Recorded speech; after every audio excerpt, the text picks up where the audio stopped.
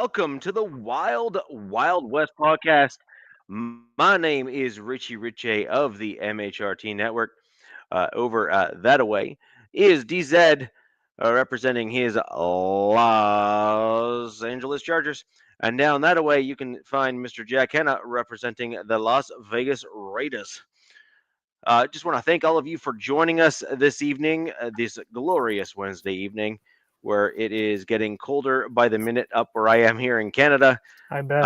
I have had a bunch of snow already. It's kind of one of those odd times of the year where we'll get, maybe 12, 13 inches of snow, and then it'll warm up during the day, and then 3/4 of it goes away. And then we'll wait a couple days, and it'll melt a little bit more, and then we'll get another, 14, 15 inches of That's snow. my least favorite. Yeah. Like, it just Yeah. creates mush and slush and ice. It's gross. Yeah. So it's kind of that time of year, and it is my least favorite time of the year. I much prefer what happened to me last year, which is Halloween hit and winter never stopped. Oh, I thought you were going to mention the ice storm. I was like, no more ice storm. Oh, I mean, I showed you. You guys saw the photos, right? Where I walked around my area and showed you all the down trees and stuff. That is like it looks like a bomb went off. Yeah, it did. That was like, it literally looks like a bomb went off. It didn't look fun. It didn't look fun. No. I mean, 78 degrees, Nav, in Tennessee. Wow. Yeah, it's like in California. It gets warm and then it gets cold, warm and cold. It's like it actually gave me a cold because the temperature is so drastically different. It's like fall weather here and wet. So it's been raining off and on these last 2 days, which they needed. And let's just say everything that can ache is aching in me, and it sucks. So we had some interesting games over the last weekend, to say the least. Interesting is what's the word I would use? Duval. Yeah, so, right. Well, I mean, it added a little bit. It added another layer to the season for each of our teams. So you figured out a little bit further where your team is this year. Sometimes unfairly, also, like in terms of what took place. So as an example, I actually think that DZ, your team in particular, is in a real tough spot given your current injury situation. It's not even a fair sample to kind of go off of in terms of what your actual team is capable of, because you can't lose both of your starting, basically all pro left tackle and right tackle. Let me put it this way, Richie. You can't afford to lose the only two above average linemen you have on your roster. Yeah. And then afford to trot out subpar, which I will get into where they rank these guys, and expect to throw it at the wall and expect it to stick and work. It doesn't work that way. And yeah, man. Well, and on that note there, I mean, I think this is as good a block a show maybe to bring it up as any, but there is an element of this season as a Chargers fan that you've got to be looking at it and saying, okay, I'm starting to question, maybe not the competency is the right sanity choice of words. No, but the of the fan base. The fan base is fine. No, the fan base is fine. But what I'm getting at is the depth of the roster. So, and that comes down to your front office staff. That comes down to your scouts. That comes down to that sort of thing. And the reason why I'm saying that is that I would say, Richie, I know you're getting at. Guys. I would say the talent evaluation of particularly the O-line position. Other than that, this team, in my opinion, is incredibly deep from the previous regime in the decade under Tom Telesco. But at the offensive line position, center, guards, tackles, the talent evaluation outside of them getting Joe Alt and inheriting Rashawn Slater has been incredibly piss poor, and it's backfiring. And man, they went cheap, doubled down with Bradley Bozeman, and it's blowing up in their face. And they went cheap and took a risk with Mekhi Becton, who everybody was excited about because he was a giant dude that got to play on the incredible Eagles O-line, who are known for being really good, right? Mhm. He got to hide his inefficiencies. He had a great year at playing right guard. Well, guess what? He comes to LA. He doesn't get to hide next to anybody. I mean, think about it, Rich. Before these injuries, he was supposed to play next to Joe Alt, right? So that would have been great. Mhm. That would have been, but he's played next to a rotation of guys, Trey Pipkins, Austin Deculus, Bobby Hart, all these guys that shouldn't be starting in the NFL. They should just be practice squad, break in case of emergency, break glass in case of emergency. Yep. And it doesn't help also that you have a center who is absolutely, dog crap. I mean, he ranks we'll get into it later, and I don't want to stay on this, but he ranks 37th out of 37th in the centers of the NFL right now who've played, and that's bad, man. But look,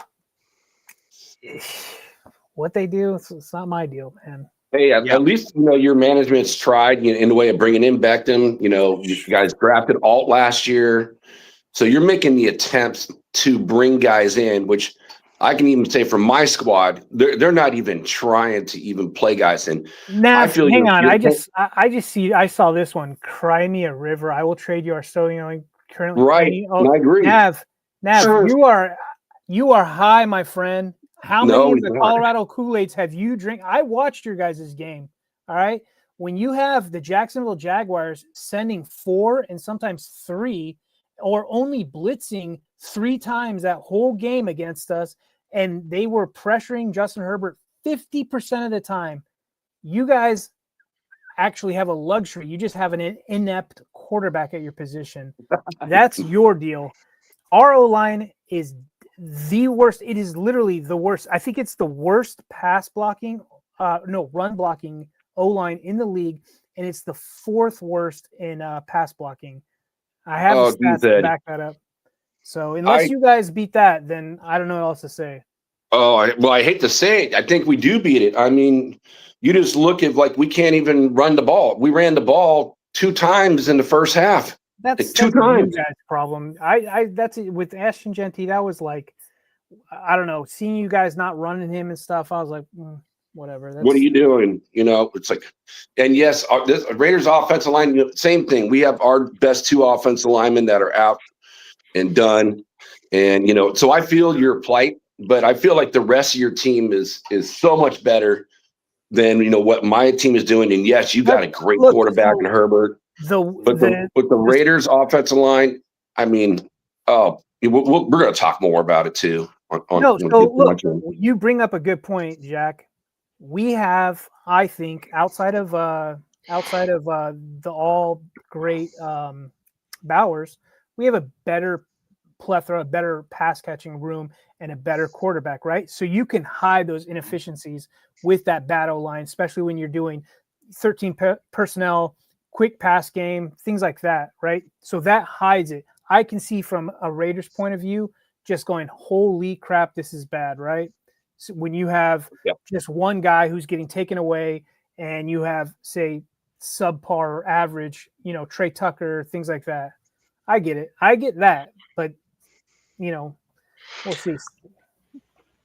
Yeah, I agree. And so let's transition that over and just kind of start talking about one of the divisional games, as this is the Wild Wild West show, between my Broncos and the Kansas City Chiefs.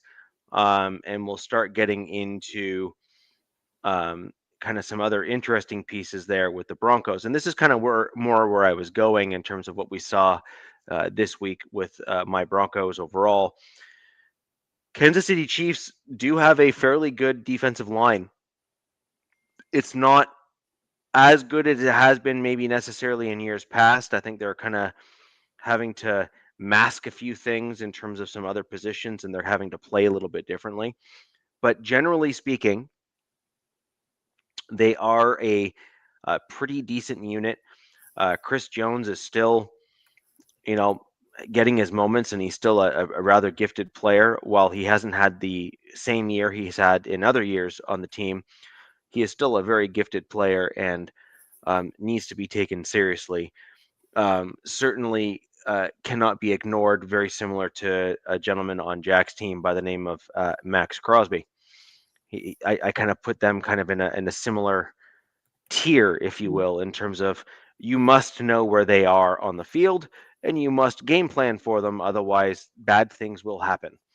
So when you look at what happened with the Broncos and the Chiefs, it was actually a really, really interesting game overall. We did see some interesting schemes against us that were handled pretty well by the defense on the offensive side by the Chiefs. And then we also saw a little bit of exposure of a certain style of play when you have a legitimate tight end in the middle of the field, like someone like Travis Kelce, who is a savvy veteran who is capable of, beating coverages or getting open and running routes and running crisp routes and stuff like that. A lot of people don't give him credit anymore because he has definitely lost a bit of a step compared to where he was when he was a little bit younger. But from time to time, every once in a while, he kind of has the fountain of youth game where you see the old Kelce step back. You see the old Kelce kind of re-enter the ring, so to speak, and you start seeing that burst that he used to have in terms of breaking out of routes, and you see that other kind of stuff. So it really is an interesting thing to see on the other as an opponent. Ultimately, the Broncos did handle the Chiefs fairly well. The defense, there's like Mahomes was just uncomfortable. I mean, I saw him yelling at his offensive line on multiple occasions in that game. Speaking of offensive line play and whatnot, the Broncos had a fair number of sacks and a ton of quarterback hits and pressures on Mahomes in that game, and he was definitely uncomfortable.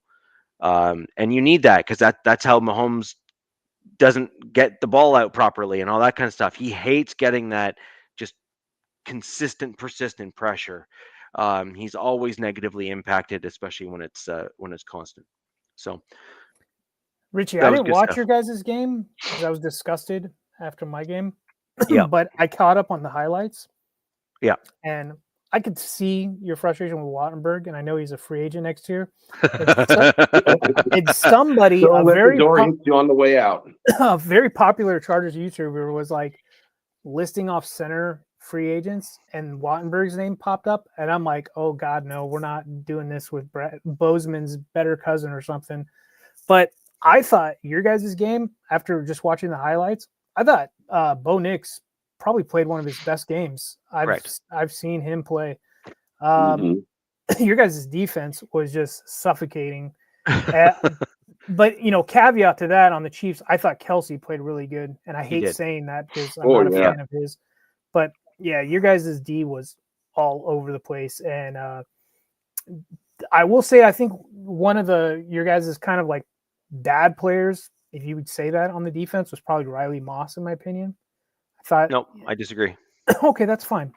We have two sets of eyes, two different colors. I thought he just maybe couldn't handle some of this stuff on there, but another thing was way too many penalties, man.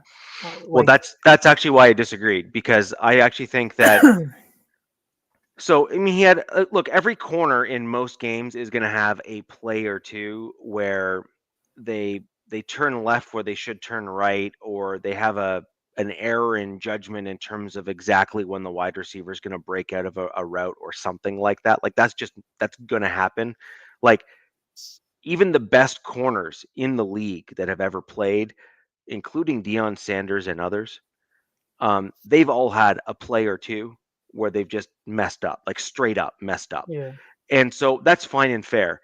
One thing to keep in mind with Riley Moss in this particular game, and just in general, it seems that for whatever reason, the refs and just the officiating crews as a whole have basically keyed in on him for some reason as a player that needs to get penalties called against him, even if the plays are par for the course on any other Well, game. now look, who's in putting any on other team. tinfoil hat right now? Well, no, but the thing is that at I think some he's getting point, picked on. oh no, in my- no, but two things can be true. by opposing offenses. I think He's they getting think that that's yes. a chink in your guys' armor. You know, Well- you guys have a top 3 defense. They're like, okay, if we're going to attack this, who are we going against? And I think Sure. Riley Moss is the guy that they try to go after. Okay, I so think let's. that I agree with both hold of on. you. No, but let's test that theory though, and let's go up. So you gave a whack of stats. We'll have Jack step in, but while Jack's talking, go look at Riley Moss's pass defense stats, as in passes thrown versus passes defended, and everything else. It is like it'll be scary. Like you're not going to realize just how good he actually is. Oh, I So didn't go ahead, say Jack. he wasn't good. I said he had a bad game, and penalty wise because of the yardage he gave up with those penalties. Right, it sucks. It happened to us this week with our safety. But I think that opposing OCs are like, okay, who are we going to attack? Who do we got mismatched? And I think that's the guy they want to go after, opposed to you guys' outside corners. That's just it. Well, you kind of have to go that route because you look at who look the at other Mike agreeing with cornerback me. is. I don't know So- if Mike is really a Broncos fan. Hey, and salute to everyone in the chat. Good to see everyone here again. But yeah, you look at who's on the other side as a corner, and he's all world, defensive player of the year. So you're going to have to go after a Moss. And yes, and when the Raiders played Denver, I looked up his stats, and he's top 5 in the NFL in pass breakups. So he does a great job, but at the same time, he's also top 5 in getting, penalties called against him. So Yeah, I mean, it's kind of working both ways. So yes, they're Jack. working against a really good player, but he does get called a lot too. So he's probably great, but then a lot of people go his way. He's So, handsy. yeah. He's a handsy player. If this was, let's say, 20 years ago, maybe he wouldn't get those penalties. Wouldn't have been a thing. Maybe Oh, definitely wouldn't have been a thing. Yeah. Couldn't even imagine, the Raiders, one of their best teams where they had like 4 guys that were, I forgot what they called them, but the Soul Patrol, when you had like Jack Tabin, George Atkinson, Willie Brown, and Skip on there. Oh, if they were playing today's NFL, every single call would be a penalty. Well, And they would be they'd be considered the worst defensive backfield in the NFL because of the rules versus what the rules were back then. Oh, now Nav's got his tinfoil hat on. 10 PBUs, 9 PIs, suspect. Yeah, I mean, look, you guys could be onto something. I don't watch a ton of Bronco games. I mean, I watch them for the show, but that was something that stood out to me on him. And who knows, maybe it was the refs giving the Chiefs a little like, hey, let's get you back in this game kind of thing. Richie, I want to ask you this because I did watch the majority of the game. And it just seems like, again, you got to look at it. They've been going to winning the AFC West for 10 plus years. 9. And I feel like, the lack of, draft picks is finally starting to catch up with them. And they just feel like they're old.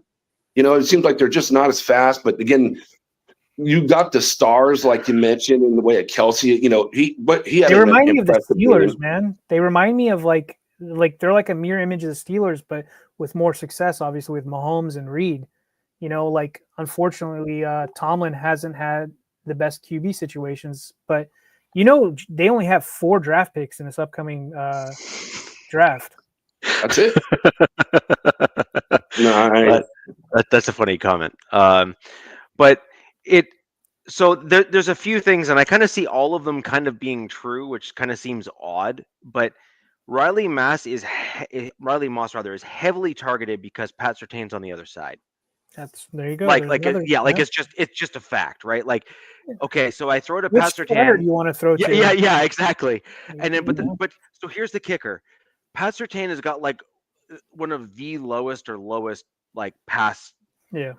Like you're just not like you're likely not going to ever make a pass against him, so they just don't throw to his side. It's unreal, like in terms of numbers. And I feel like when I do see quarterbacks throw to his side, it's like they'll like catch him sleeping a little bit, and they're like, okay, just kidding, we're not doing that again. Just kidding. Just kidding. Yeah, just kidding. Yeah. We forgot what number he was. Yeah. Oh crap, that wasn't 21. That was 2. Ooh.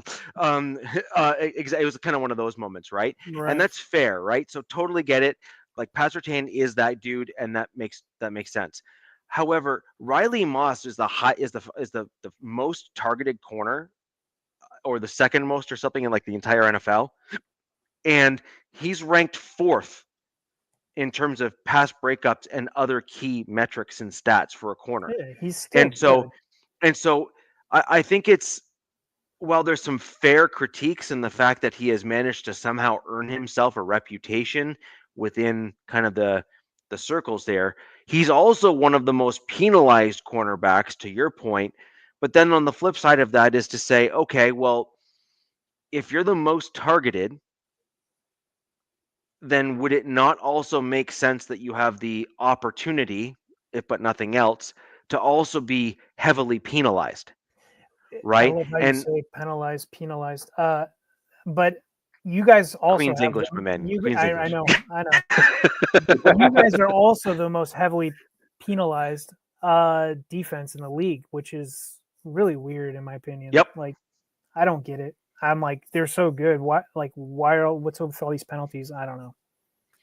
Well, that's a bit of a discipline issue, and frankly, that's been a bit of a hallmark of Vance Joseph. And oddly enough, it's not normally a hallmark of Sean Payton overall, but this year it's been like over the top, like insane, the number of penalties that the Broncos have had. Like, and the thing that kills me is most of the penalties are completely avoidable. Like these aren't things that are, oh wow, that was, you needed to hold that guy so that your quarterback didn't get his head taken off, or something like that. Like most of these are, you lined up in the neutral zone.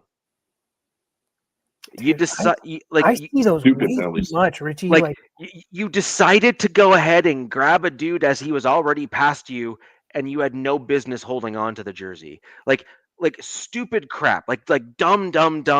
Or these other ones that are becoming more and more popular now are these like blindside blocks and stuff like that all these players are trying to get away with, and they always get flagged now. Like that one that happened in your game. Yeah. Right? That was that the Mims return? Yeah, there's a few of them. And so we got to get over this nonsense about making stupid choices. And the thing is, they're definitely good enough that they don't need to. They just don't. Right. No, that's my point. I'm like, they just don't. This defense is too good to be 32nd in the league in penalties. Like, Yeah. That's true. So, that's true. The real term, aggressive. They do blitz a lot. Yep. I do agree with that, but then on the flip side, they also the one thing that I have been surprised about is even in the game against the Chiefs, there's like 2 or 3, not just penalties, but like egregious no calls, like as in to the point where it's like in the middle of your screen on the TV broadcast, and you're kind of looking at it saying, like, that's like, there may as well be like a ring around the thing on the screen, and then like a little caption that says like, the refs are retarded, the refs are retarded, the refs are retarded. Like it was that egregious, some of the missed calls. One of them was on Benito, and then another one was on Jonathan Cooper. And Jonathan Cooper had his jersey pulled back like this as he's trying to go around the edge. And it's like, okay, like definitionally, that is literally the image that they show in like the training sessions on like what not to do. Yeah. I feel like with Cooper and Benito, they are like 1 and 2 of the quickest get-offs in the league, right? So yes. Yeah, they're like a track team. Yeah, they're like a track team, Jack.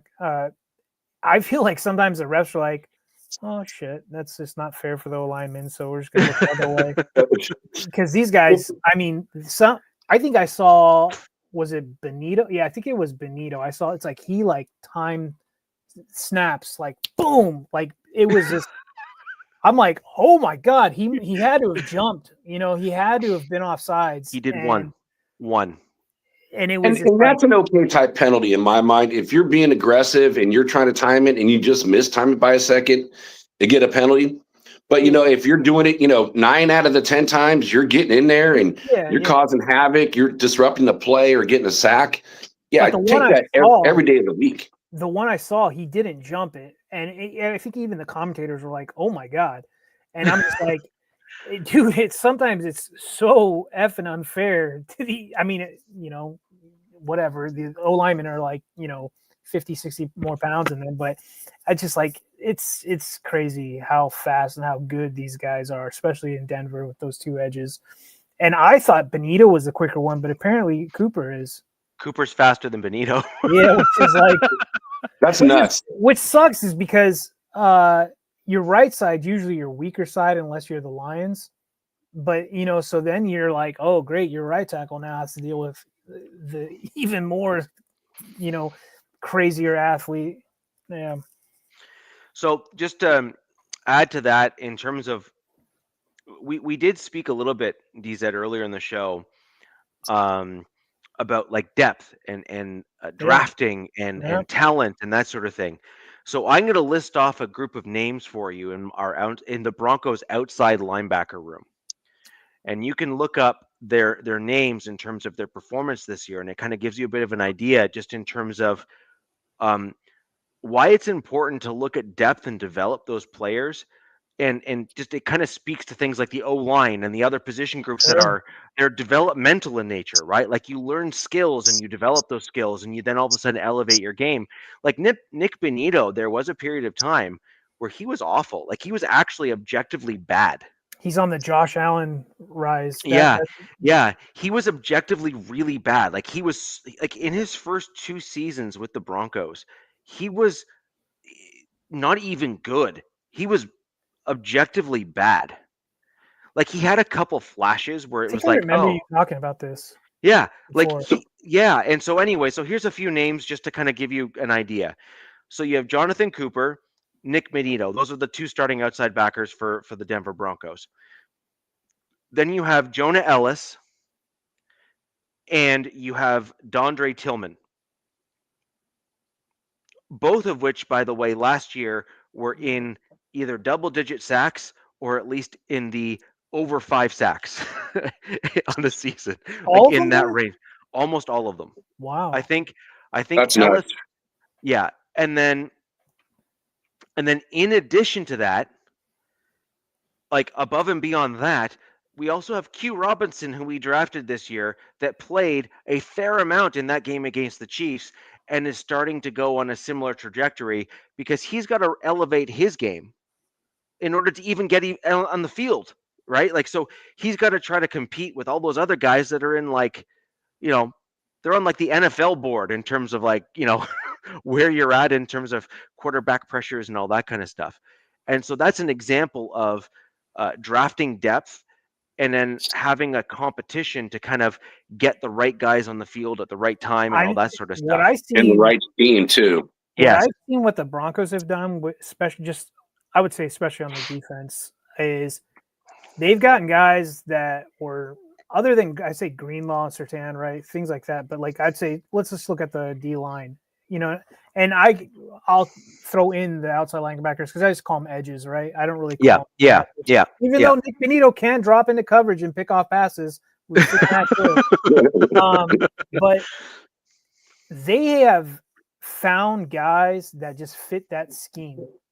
You know what I mean? Right. That work, right? Which isn't easy. Like they found dudes that were not household names, were not big time guys, and they've made them work. And this unit that they have got in 2025 is pretty damn good, and they work very well with each other.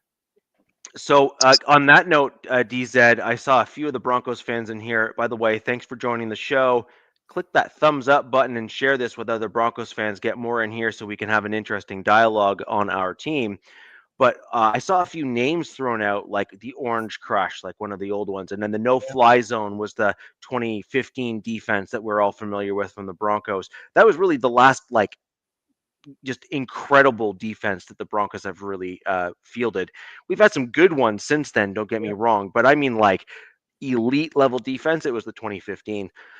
Now, we have a name on a channel that I'm familiar with that has referred to this Broncos defense as the Anonymous Crush. I'm not going to lie. I rather like the what I name. just said. Yeah, about that's what I'm saying. It really fits the guys that we have on the roster, and it ties back into our history at the Denver Broncos with the Orange Crush as the defense.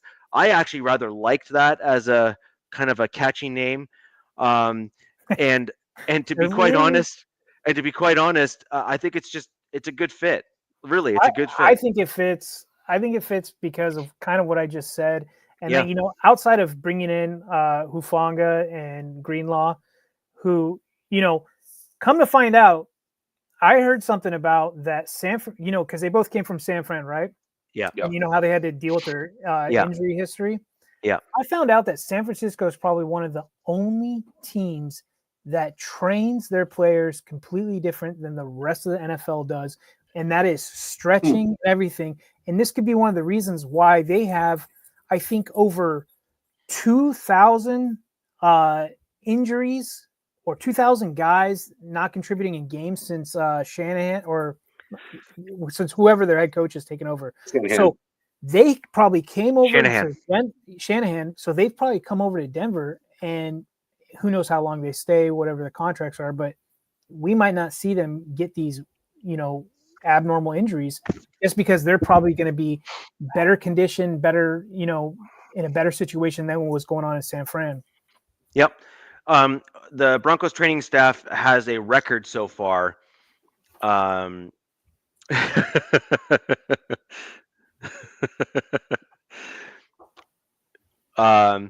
So our training staff, generally speaking, has actually fielded one of the healthiest rosters with the exception of this season. This season, we actually have a low-key, pretty high number of injuries on the Broncos. A lot of people don't realize just how many guys have actually gone down being hurt this season for the Broncos. But overall, just all things factored in for, say, over a 3-year period or so since Sean Payton started and the coaching staff and the training staff have kind of come in, the Broncos have generally fielded one of, if not the healthiest roster in the NFL. And that does a lot for your team. I mean, when you got your starters that don't drop, or if they do drop, it's for like a game or two as they kind of just like heal the little nick and whatever they have. Not going on IR and stuff. That's a huge thing for a team and a roster in terms of having the right guys in the right positions to kind of do the right stuff. You guys and the Chiefs for these last few years that have been relatively very healthy. Yeah. And then just a few other position groups I want to quickly call out in this game. We saw some not great behavior or play rather from the inside backers and safeties in terms of the handoff from the middle part of the field to the back end of the field in this past game against the Chiefs. I think a lot of that just has to do with, as much as I hate to give the dude credit, Travis Kelce is a former quarterback.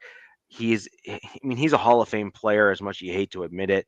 And a guy that can play like that will find a way of confusing or exploiting the way that the seams in the defense and the creases in the defense work together. He does it against all of us. Yeah, and you just go, and we're sitting back as fans, fanalists and fans with our, 65, 80-inch TVs. We're like, how the do you not see this guy? Like, how is he getting so wide open all the time? Like, it's not like he's a small dude. No. Like, it's not like he's like, like a little, short stack running out there like a Wes Welker, who you can understand might go missing on a field somewhere. Right. The dude's kind of tall. Like, he's not a small guy. They got him doing these slow releases, and then he disappears underneath, and they're just, credit to the Chiefs as well with their play calling, their creative play calling.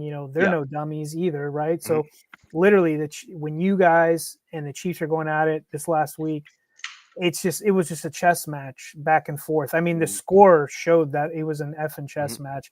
It was a rock fight, like, who's going to blink first, essentially. And, credit to your guys' defense.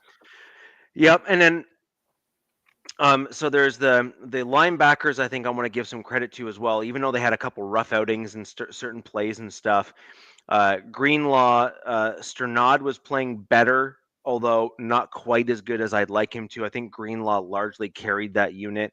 We also saw some Jordan Turner out there, who you might remember me bringing up in the preseason game with the Broncos, who I wanted us to keep on the 53 or make sure we didn't lose. He is the undrafted linebacker that I was talking about alongside Karene Reed. We ended up keeping him on the practice squad, and he played in the game against the Chiefs, both special teams as well as on field, the linebacker from time to time in the heavier sets in terms of the run stopping and that sort of thing. And he had some great plays. He played very, very well, which I expected. And he's a sure tackler, a big guy, overall, he's going to make a great addition to the Denver Broncos roster, in my opinion. And then, of course, I have to give credit to Bo Nix. Yeah. I have been critical. I mean, look, go ahead, Richie, because I'm going to say something about Bo. I have been critical of Bo, generally speaking, off and on, both this season and just overall. Although I have said that he needs to do certain things in order to level himself up. Like, it's not like I've been, he's trash, make him go away, I never want to see him again. I've never been that guy. Right. But at the same time, like, you need to start growing. Like, you need to start making changes in your game to not make the same mistakes over and over again. And I mean, possibly, dare I say, could be the beginning of some changes for Bo for the positive, where we saw Bo, and maybe this is a Sean Payton and Bo Nix thing, have finally started to gel a little bit better in terms of kind of what they're doing, in spite of Wattenberg being hot garbage. Bo Nix went to a more hurry up, quick, out of the huddle style offensive style or scheme. Bo Nix thrives in that type of play calling style. Yeah. He then translated that onto the field in terms of climbing the pocket when he needed to, in terms of making plays. And he avoided many of those happy feet issues that we keep talking about, where, the pocket's completely clean and Bo Nix just like runs out of the pocket, as if the pocket's about to collapse right on top of him. So you need to do that. What I see especially in college right now, is college is not doing the NFL any favors in QB development. Nope. Not at all. It's very bad, guys. Like, so if your team needs a quarterback, I mean, very rarely are they going to hit and be great, right off the bat. And then even then we see slumps, and I've been super critical of Bo Nix. Personally, I'm like, I don't know if he's a good quarterback or if he's a bad quarterback or he's just going to be a flash in the pan. Like I said, I think this is probably one of his better games that I've seen him play. Yeah. I thought he did really well, considering he was playing. And, I don't want to take this as a sly, like, backhand comment. I mean, we can all see the kind of writing on the wall with the Chiefs. They seem to be maybe going on the downward. But look, he did great. And somebody said it in the, I think Rip It and Flip It said, Bo does have that fourth quarter clutch gene. And I said this to there's this Broncos fan. We had this space on X a couple nights ago. It's a Broncos fan, Zach. And I said, man, if you guys can get either the run game going or, because of J.K. Dobbins' injury or something, which didn't look like it happened in this game, or get the pass game going, which I did see with Troy Franklin, I said, this team can be a legit contender this year. Like, They could be a Super Bowl threat this year, at least come out on top in the AFC. I mean, there's still some other really good teams. I think the the Patriots, I mean, obviously you guys kind of have a similar schedule. The fourth place, I think you guys might have been a little tougher. They're kind of built similarly to you guys. So it'll be interesting to see if you guys ever match up together. So, Mike, I wanted to say I did not forget this comment that you brought up earlier because I think it's rather fitting given what DZ just said. Do we think we're going to sign a veteran running back? If I had to guess, this would be the week that we would potentially do it. Yeah. This is where we would probably have scoured or as a lead-in, scour other teams' practice squads for talent to try to bring in. I do think, however, you did see Jaleel McLaughlin come in and really fight pretty hard to try to show that he really does deserve to be on an NFL roster. However, you also saw that he was still very much one-dimensional. He's a good running back, but the problem is the pass protection side of it. He's just not big enough to be a pass pro guy. Well, I wouldn't say that because there's small guys that pass pro really well. It just takes will. Remember how you talk about you gotta have the will to do that? Yeah. Because we have a guy, Kimani Vidal, he's 5'7", and he was horrible at pass blocking, so he was a liability. And then he worked on it in that offseason and is now an excellent pass blocker.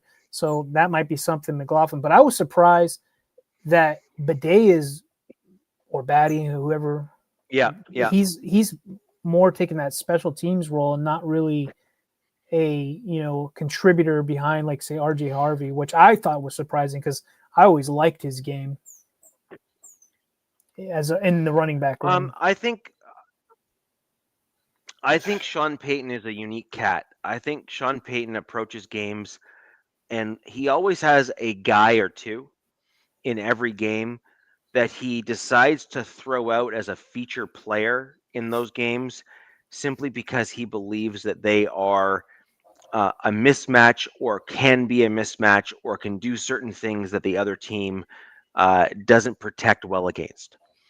Yeah. And so I actually think that with Sean Payton and the Denver Broncos in this particular game, I think that they saw a weakness in the getting to second level against the Chiefs. I think that they saw that a guy like McLaughlin could probably punch his way real quick to the second level and get a quick 4 yards, 5 yards when needed. And I think that they believed that that was going to be a potential strength for the Broncos in this game. In fairness, it worked a handful of times. Like, we actually had we had some reasonable runs. It was not, amazing, but it was not awful either. It was kind of right in the middle. But I have been saying since the very beginning, and I'm on tape saying it, so it's not, like I can deny saying it. The Denver Broncos really do need a running back who is in that 6 foot to 6'2", 240, 230 kind of mold. I said that on one of my spaces. Yeah. I said, hey, well, you can go after Najee next year.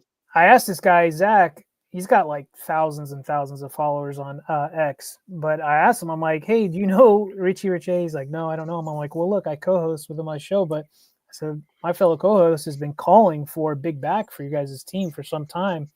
So I was like, do you think that's something that you would see? And I think that's probably what that running back room is missing in Denver is a big back. Yeah. A pair with an RJ Harvey or when JK comes back, something along those lines. And obviously estimated didn't work. There's more of them out there. Yeah, a guy like that, someone who is in that larger back mold that can act as a good red zone guy, that can act as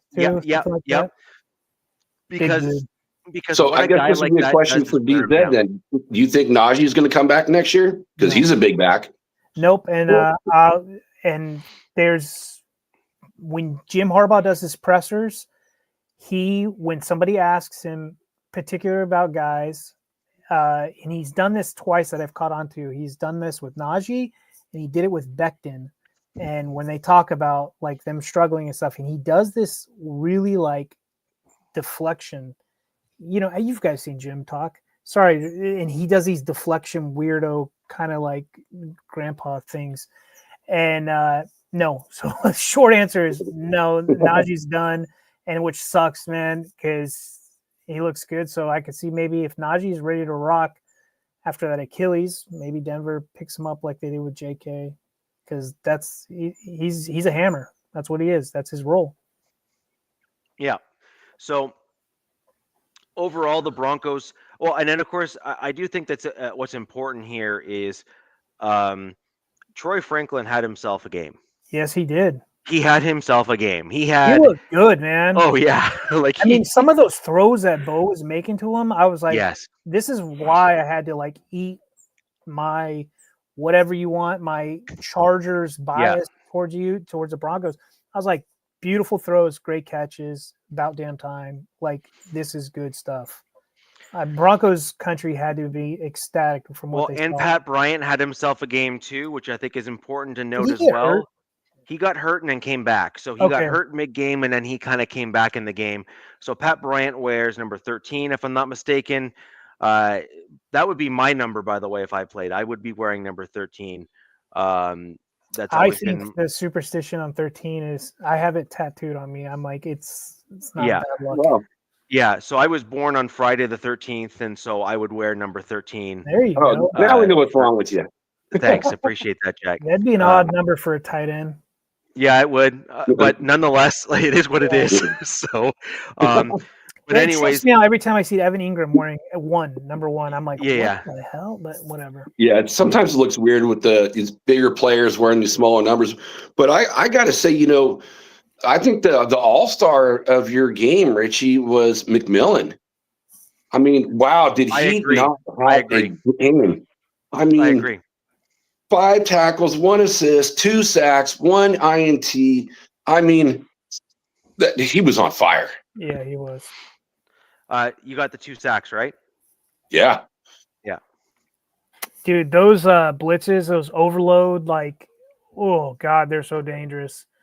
And that's where he was getting. That was where he was getting home. Mahomes, he stood no chance. Well, there's also a couple sacks where Mahomes had 4 dudes in the backfield. Mm-hmm. Like 4 guys in the back. I mean, he had no chance at getting away. Like there was no escaping. So, and then the other thing that I thought was rather uncharacteristic for Patrick Mahomes was he normally throws the ball away before he gets hit. And like when he goes out on those kind of like boots and runs and stuff, I don't know what's going on with him. He's holding on to that ball now as he runs out in the flats. And my biggest complaint with Justin Herbert, he holds on to the damn ball. I don't understand because that like it's one thing if you're Herbert and that's been your MO for like ever. Like the entire time he's been in the league, that's been his thing, right? He takes sacks because 1, they probably don't hurt him. 2, it's stupid. I'm like, throw that ball away. Yeah.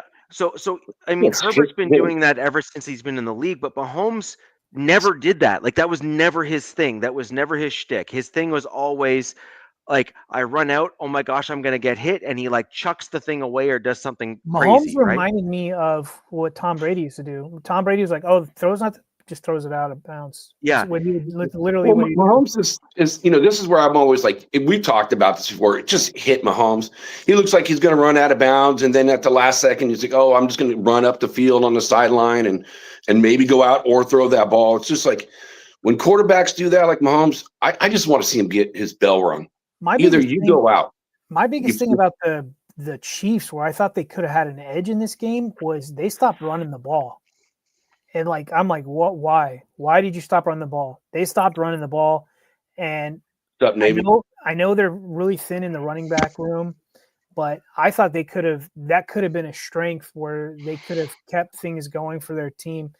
And I said this also, like, man, they kind of missed not getting Brees, but then I found out how many draft picks they have, and I'm like, maybe that's a reasoning for that. Well, one thing the reason why they didn't run the ball is if you actually look at how many of their runs were stopped in the backfield, it was quite a number of them. Like it was more than just like 1 or 2. It was like quite a few. And so I think one of the reasons why they stopped running the ball the way that they did was because it was not as impactful as it could have been. And I think that they had a couple runs to their credit. Like Kareem Hunt had a few good runs. Like there was a couple real good runs, but those were almost immediately countered by bad runs. Like runs that didn't work or runs that were kind of for a loss. That's just how it And goes so sometimes. Well, anyways, look at they only ran the ball 13 times in the game, so it's like That's yeah. And I actually think that the Chiefs thought that they would be able to throw the ball on the Broncos for whatever reason. I think that they truly thought they might be able to get some passes out. I think they thought actually their game plan was because Sertan wasn't there and wasn't going to be playing, that they thought that they were going to be able to throw the ball on the Broncos in some way, shape, or form. And they found out very, very quickly that our undrafted free agent or undrafted college free agent that we have in McMillan, Jaquan McMillan, who was like an all-star stud in that game against the Chiefs, is not to be trifled with, and is in the upper tier of cornerbacks in his own right in the NFL. Like he is having himself a year. I can see a lot of people trying to poach players off that defense as soon as they come up. I can see. I hope you guys have a lot of free agents because I can use some of them. Yeah.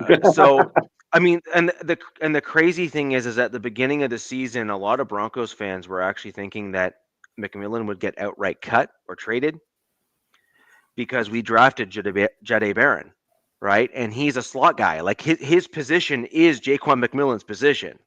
Like he's a slot corner. Yeah. And McMillan is playing so well that Jahdae Barron is only coming in when we're in the light sets where we have like we don't actually have the second linebacker on the field. Jahdae Barron is coming in as the other linebacker. So maybe their plan is for him to take over for McMillan, and maybe next year, whenever McMillan's kind of thing is up. As I say, when is his contract up? Well, I mean, if he gets poached, he's going to get poached for big time money, in my opinion. Yeah, probably. Because he is playing at a level where he deserves it. And so, but the other thing to keep in mind, and this is the other kicker, you brought up the Patriots and the Broncos, and we've got a few examples of like I actually think the Patriots even this season are like the Patriots of old in some regard, where where you draft guys and you get guys on your roster that you may not necessarily think are household names, but they fit the system and the scheme that you're running perfectly to such a point where they are playing like all pros, right? Yeah. And I think that it's very important to take a look at the guys and the system that they're playing in, and don't just think that because they're playing really well in that system that they're going to kill it for yours as well. No, 100%. It's all about the perfect situation most of the time, unless there's some of these elite guys, some of the household names that can move around. This is a video. No, it's not.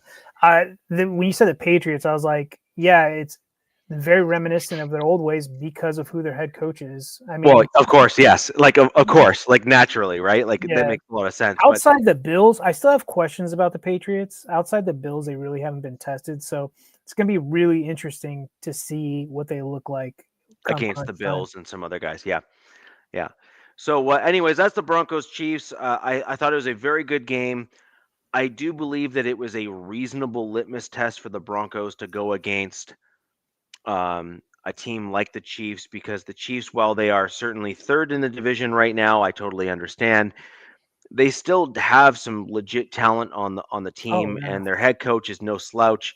So, just because they're having a down year, there's still a force, and you need to, you have to beat them. Like you have to beat them in order to move forward. And so I thought that was a pretty good test for my Broncos. I did think we could have done even better than we did, but given kind of where some of the things are at and who we were playing and the division rival and all that kind of stuff, I actually thought we did quite well. Onwards and upwards, we'll see who else and how else we play in future games. But we are number one in the AFC West after that game by a two-game margin. By a two-game margin. And that is a good spot to be in for any team 6 games going into left, a right? bye. Yeah, exactly. So you're now in charge of your own destiny, as they say, and we need to kind of see where we're at. Yeah. So DZ, over to you and your game last week. I do believe I may have called at least the win-loss on that You game. called the win, yeah. Yeah.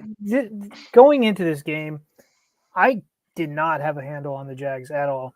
They're a weird team. They're a weird team for me to grasp, but there were some common what's that word I'm looking for? Can't figure it out. But the Chargers going to the East Coast, playing in that Eastern Standard Time, these 1 o'clock or 10 a.m. games for them. Yeah.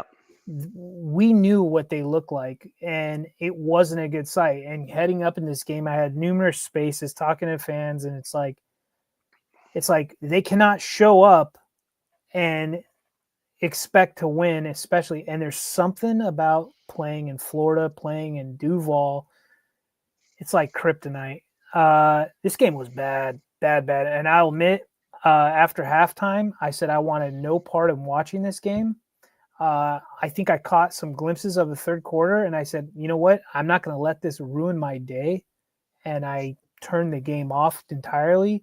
And I think I decided to go do some house chores. I literally was like, I'm not wasting my time with these guys. It was bad. Kind of very similar. The Chargers got their asses beat belt to ass by the Jaguars. The Chargers shouldn't even show up. It was like they just took a trip across the country on the owner's dime and just decided to not go out there and play.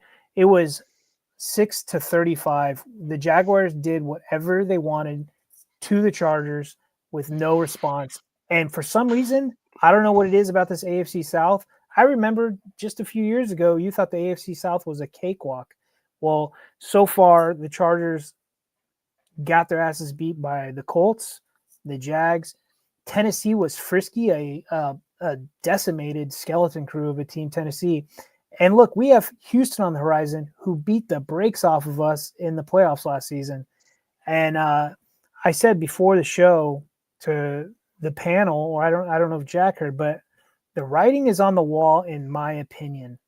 Now, this was probably Harbaugh's worst loss, I think, in his professional coaching career in the NFL, and this was definitely Justin Herbert's worst game of his professional career. He was 10 for 18, 1 interception, and threw for only 81 yards. He was the highest rusher with 21 yards. It was getting comical. Let's see. I read all my notes and I've wrote them madly. Oh, we had 8 first downs to the Jags 30. Time of possession was 22 minutes to 38. I mean, the defense was out there damn near the whole game. I mean, these guys, they were playing like crap. And I'll say this, Liam Cohen, the head coach for the Jags, he was the OC for the Bucs last year. And the Bucs beat the brakes off the Chargers last year. They made Minter's defense look, just basic, right? Well, he's not their OC in Jacksonville, but that they're calling his plays and his scheme, right? So, and he just has Minter's number. I mean, I think Minter is a good up and coming, potentially head coach somewhere down the line, but he's been getting exposed by some of these elite offensive coordinators in these, his first 2 seasons in the league as a D coordinator. So he's kind of on quote unquote fraud watch, in my opinion. Like, I wouldn't consider him elite, even though the Chargers defense is by metrics doing pretty well, numbers wise. Let's see. Penalties. And it'll be interesting too with the Jags to see if they get a sweep of the AFC West. because they've beaten all our teams. So that's another thing is I think they still got to play Denver, right? No, Kansas City. Wait, they've already played Kansas City, I thought. Oh, maybe I got them backwards. Yeah, so I think they still haven't played Denver, and because I want to say I think they're a tough team. Like I think that would be a really fun. Their offensive line looked good, but I want to also say this is probably caveat to the Chargers because, like I said, the Chargers didn't look like they showed up again, which is, they should be embarrassed. I was like getting like flirting with being upset about this, and I had to step back and go, you know what? I'm not getting paid millions. I'm not the one donning those colors. Like, I'm not going to be embarrassed by them embarrassing themselves. You know what I mean? So this is on them. So F them. Whatever happens comes their way. That's on them. Yeah, another thing is, the Chargers were coming off a game against the Steelers where they were max protecting, doing the quick pass game. And they went away from that. They decided to just run 11 personnel with Penning's debut at left tackle, and boy, did that look ugly. Penning was zero help. Zero help. He actually got benched for Austin Deculus, who is another giant turd out there at left tackle, which is that's being kind. So I think going in this bye, there's a lot of soul searching this staff and team are going to have to do.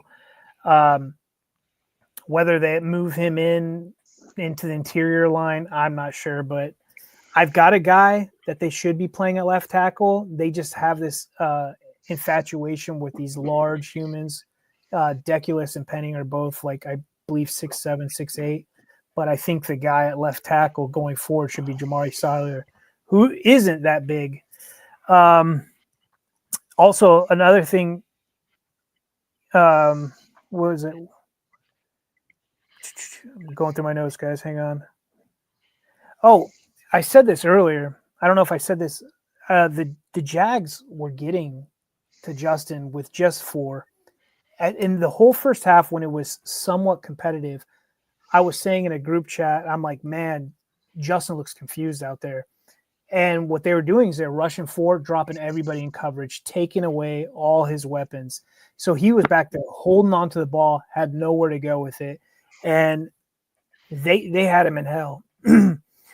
And they only blitzed 3 times the whole game and still pressured him 50% of the time, which is why it looked so bad, which is why this game was also so bad. And his O-line didn't help. Now, going on to the defense, because the offense was putrid, other than 2 field goals, the defense was out there damn near the whole game. And they missed 10 tackles against the run. They hadn't missed more than 5 in any of all their previous games. So Bishal Tootin and Travis Etienne just did whatever they wanted. It was almost like they gave up at a point in the game or just stopped trying and were just marching out there. It was just Stolfi. I don't know if it was a trap game or just being exposed. Jags had the ball. Let's see. Oh yeah, here's another interesting stat. The Jags had the ball for 16 minutes and 28 seconds to 1 minute and 54 seconds in the second half. Chargers didn't even have the ball for it was horrible, dude. Let's see. Yeah, their D coordinator, some guy I've never even heard, Anthony Campanile. Yeah,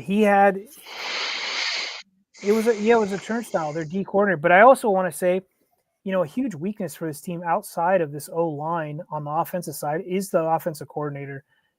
Chargers fans were warned by the Ravens fans, like, dude, you guys, he ruined Lamar, this yada yada. And as fans, we have nothing to do with hires and stuff like that. But it comes in, it shows up, it rears its ugly head when the games aren't going the way they need to be going for the Chargers. Greg Roman shows zero creativity or adjustments. I mean, his best games are games that he was able to game plan against. Like, I mean, that Chiefs game in Brazil, he had damn near the whole offseason a game plan for that. So there's that. But he is definitely a weak link. He's definitely a guy that kind of holds back this offense, because I was watching the Jags, how they ran run plays, and I was like, it was so creative. You had misdirection. You had, a guard pulling, the running back going the opposite direction. It was really neat to see. And I hate saying that, but we don't see that from our OC at all.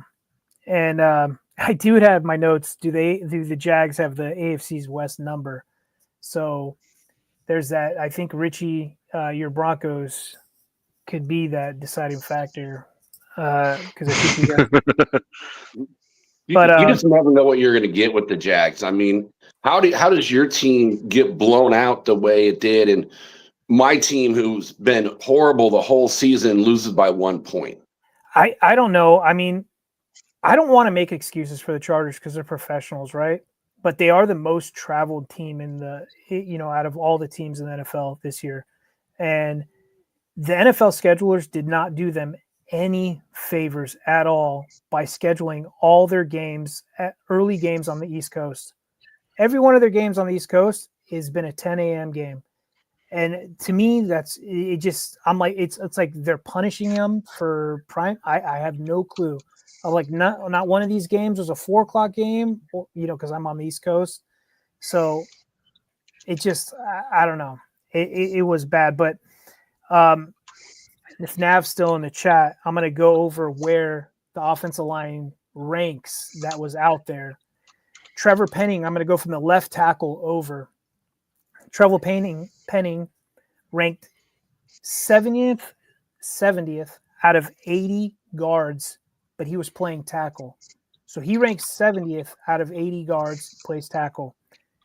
Zion Johnson, 50th out of 80 guards. So he's probably your somewhat average guy, right? Bozeman, our center, he's hated amongst the Chargers fans. He's a great guy off the field, but his play is horrific. He ranks 37th out of 37th of centers in the league right now.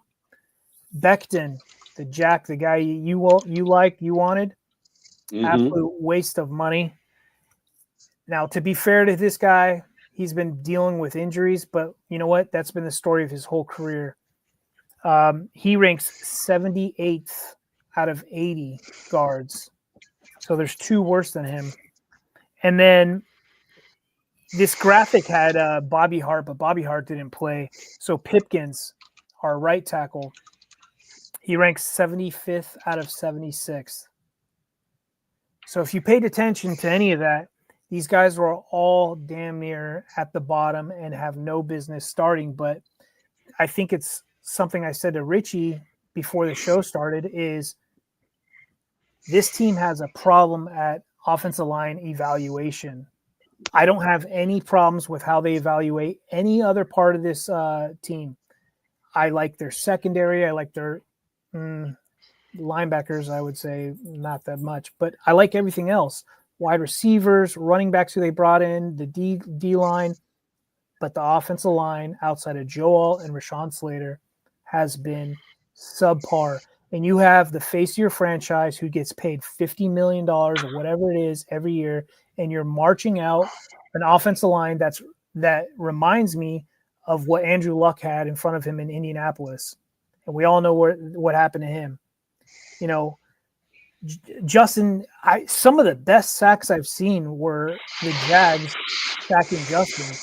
I mean, just your how should you say? It's like if you get in an encyclopedia and look up like how do you sack a quarterback, you would see a Jaguar sacking Justin Herbert because it was damn near perfect how they were doing it. It was great. It was great, but well, at least you got an excuse. You got 2 all-world, tackles being out, and you're dealing with guys that are backups. So again, what Richard said is about depth. And, you're putting guys, you're having to mix and match them, guards going over to tackles, where my team is like, even with the two good offensive linemen they had in there, they're still, poor. Yeah. It's even, and I got some stats for you when it comes to my turn to talk about offensive line. I mean, we could both hold hands and hug it out while we cry over these offensive lines that are potentially, in my case, probably going to derail the Chargers' year. They're sitting at 7-4, and I know people are talking about the Chiefs. I think it was Ed was in the chat. Do you see the Chiefs making the playoffs? I can see easily. I'm like leaning 70% that the Chargers miss the playoffs this year. And that has to do with their upcoming schedule. They're getting into this gauntlet of teams in this, later half in this, remaining 6 games. And I had 2 stipulations into looking into these teams. One, I looked at where their O-line rank, I mean, not their O-line, their D-line ranks and their offensive coordinators, their offensive rankings. And I did that because of our O-line is piss poor, right? If you have a good D-line, it's hard for this team to get anything done. And then I also looked at good offensive coordinators because this defense has been struggling against really good offensive coordinators. And, it starts back up, after the bye with the Raiders, then it's the Eagles. And then you go on the road, 2 early games, but they're not east of the Mississippi. So I'm like, you can't really count them as East Coast games, I guess. You got the Chiefs, Cowboys, and then you finish it off with, I think it's like the top 3 defenses, and that's the Texans and then Broncos. And, the Texans have the number 4th D-line right now with the 1st in pass rush win rate. And it's just, it's scary. I kind of like low-key am having PTSD already about what is inevitably going to happen. And, with the Raiders, it's a division game. The Raiders D-line doesn't rank that well, and neither does the offensive production. But we've seen the Raiders, how they play against division this year. They're still playing everybody incredibly tough, right? Eagles might as well come out 3 weeks in advance and say that's going to be a loss. They have the 5th to 7th ranked D-line, with I think it's something around there. We'll just say that. So, long story short, I can see some teams on the outside looking in. What do they say? It's are in the hunt, right? I can see teams like the Ravens. I've got the Ravens taking out the Steelers, in my opinion, but I could see the Chiefs probably getting in there. Now, this is to say that Jim Harbaugh and this staff that they've got in LA can't figure something out and make this work. And who am I? I'm just some fanalist, right? Maybe if they move some guys around, I'd say bench Becton, put Penning at guard, Jamal Sawyer at left tackle. And, there is one hope, is that after the bye, Omarion Hampton comes back. So, the rumor is and everything that he's going to be ready to rock against the Raiders when we come after the bye. So that would be a huge boost in the running game. And is Alt coming back this season? No, Alt had season-ending surgery. Oh yeah, surgery. Okay. Yeah, he had some sort of. I think everybody is assuming it was a tightrope surgery, and but it's not looking great. And this was a piss poor performance, and I said that I'm not going to let this ruin my day. I mean, I can only imagine how the Raiders fans feel, with what's going on with them this season. And I had to catch the Broncos Chiefs game up because I was just I was done with football. I did watch the Raiders Cowboys game, so there is that. You didn't miss much. It would have been a repeat of your game against the Jaguars. I don't think it was that. I don't think it was as bad as our game. I think you guys I had Trey Tucker in fantasy, so I was paying attention to him a lot and things like that. But yeah, man. Yeah.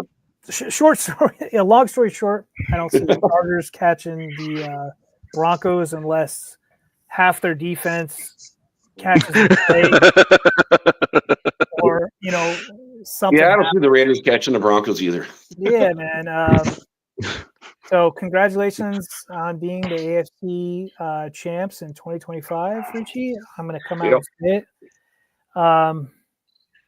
There's still the potential, honestly, if we're going to be honest here, there is still the potential that the Chiefs could probably bounce back. Like, there's the potential. Like, they certainly have coaching and the personnel to maybe do something. Right. Yeah, they have the pedigree to kind of bounce back and come back from adversity rather.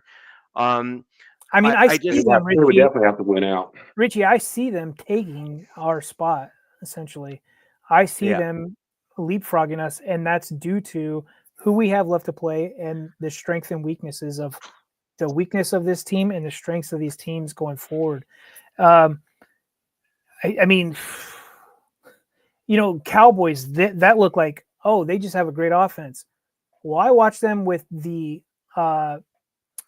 new additions, Frank Clark and what's that guy's name? Quinnen Williams. D-line looked a heck of a lot better. And obviously, I was like, okay, I got to take this with a grain of salt because Nav and Jack keep telling me how bad your guys' O-line is. So I'm like, all right, so are they good? Are these bad? But no, those guys are good. But yeah, man. Yeah, Dallas's defensive tackles definitely put a hammering on the Raiders. That's for sure. So real quick. So yeah, players are gonna have to step up for your bolts to go against those guys. Yeah, real quick. What's old man's name? Grumpy in the chat. Where'd he go? I wanted to answer one of his questions. Edward Winchell. I always call him Grumpy. He said, "Where's this question?" Oh, he's like, "Is it true Harbaugh gave his team the entire week off of that very ugly game?" And yeah, he did. And as fans, we're like, because last year they had a bye at week 5, so much different time of the year, right? Very early. Well, he's still, yes. They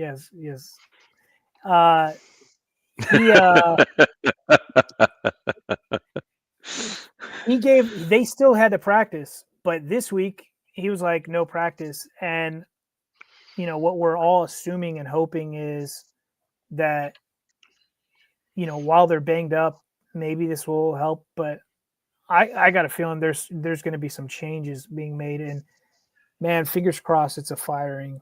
I hope and pray that there's going to be a firing or two, or something happens when they come back after this bye. But yeah, like I said, I've got to be realist. Like I said, the writing's on the wall. We had a good run while it lasted. We had a good run. That whole 3-0, had everybody. Any given Sunday, who knows? You never know. Edward, it wasn't my turn to talk though, man. Richie does 17 hours on the Broncos. Jack gets 5 minutes. I get 5 minutes. So, in fairness, most of the time I spend the least amount of time on the Broncos. I typically just zip through them at the end. But I actually, so if we can just go back to kind of what you're talking about earlier in terms of depth and stuff. It kind of shows that your team is capable of coaching guys up. Not on the offensive line, but everywhere else, sure. No, but I meant generally speaking, like as a whole, like as a general team, your team seems to be able to coach a lot of guys up, right? Like you're getting guys that are not household names, but they fit the team well, they fit the Harbaugh system well, all that sort of thing, right? Outside of the Broncos, the Chargers have low-key have a youth movement. Like they've got some dudes that can play, man. I mean, we've had some healthy scratches these last couple games, and that's Tony Jefferson and Will Dissly.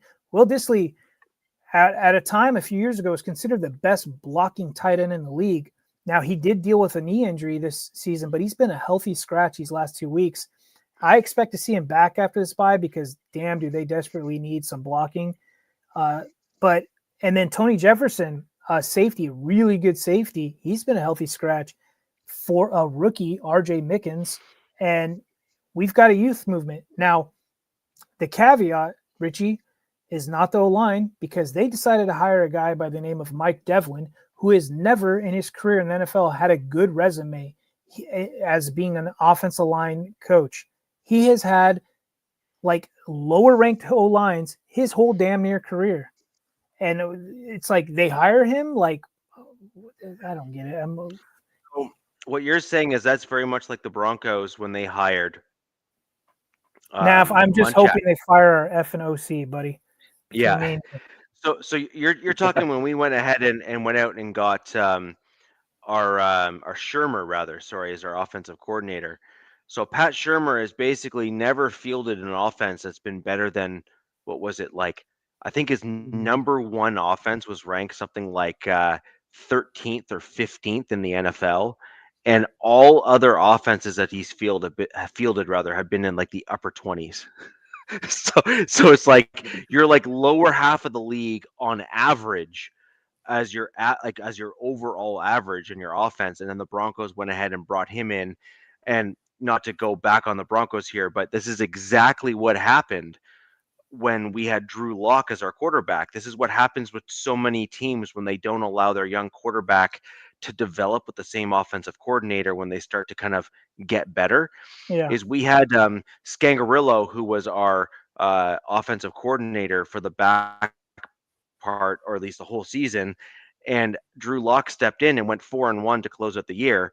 Then you fire Scangarillo, get rid of him. Drew Lock starts the next year and looks like trash because you bring in Shermer, who doesn't have an offensive scheme that fits Drew Lock. Scangarillo played the outside zone, like the style that we're kind of generally playing now, right? Like the outside zone run game. And it's just not good. Anyways, so I mean, and there's another thing that's kind of about this is Harbaugh is like too loyal to his guys. Like he brought in his guys, almost damn near this whole staff. It's a large staff too. They're all his guys, and Roman seems to be following him around every time makes a stop in the NFL. And I mean, in my opinion, and if he wants to be successful in today's NFL, he needs to quit the guy because outside of 1 year, he's not been successful. Let me see what he says. I do not see the chart. Injuries have killed you. Fire now. I mean, I like your optimism. I agree with what Nav is saying here, and then I disagree with a portion of what he's saying here because, as an example, now no team is going to be able to fully replace a guy like Joe Alt. No team is going to ever be able to fully replace a guy like Slater, right? Like ever. But the question is, who do you have that's behind them that can actually step in if you needed, even in a live game, if they didn't get hurt? And like, I'm not convinced that your team. I thought you were talking coaching here. No. I'm referring to like the actual player personnel that your front office has put in place in the depth pieces in the various spots across the O-line. That was a huge hit and miss. These last two seasons, Richie, under this Harbaugh regime, huge hit or miss. I think they they weren't familiar with the Chargers curse. Let's just say, Jim took this job. He was wine and dined and paid handsomely to come to LA, handed over the keys to the kingdom, and wasn't really familiar with this curse that the Chargers have with injuries. And they didn't do a good job in depth, and it showed in both drafts. I mean, outside of Joe Alt, that's damn near the only offensive line that they've took. And what was it last year, 2 years ago, that center draft where I think the Raiders got JPJ, heavy in O-line, or it might have been last year, another heavy offensive line draft, and they took Branson Taylor, who can't even touch the field, So it's been a huge hit or miss, and they went cheap on Becton, and they didn't invest in other areas, and they doubled down on Bradley Bozeman. Even after last year putting up a piss poor performance, they're like, let's just extend this guy, and they did the same thing with Bud Dupree, who might as well not even, be our fourth edge right now. And real quick, because I know it's getting long, they can save $3 million cutting Bozeman next year, $3.5 million cutting Dupree, and they can damn near save $10 million cutting Becton next year. Now, does that do them any favors? Yes and no, because you have to find guys to replace them. But right, which is easier said than done. And I think this outside of quarterback, another issue that the NFL is having is offensive line play. And it's only very few teams have really good O-lines, in my opinion. And it's another epidemic, I guess. That's just the way I see it. Well, that speaks back to your comment earlier in the show, DZ, about college.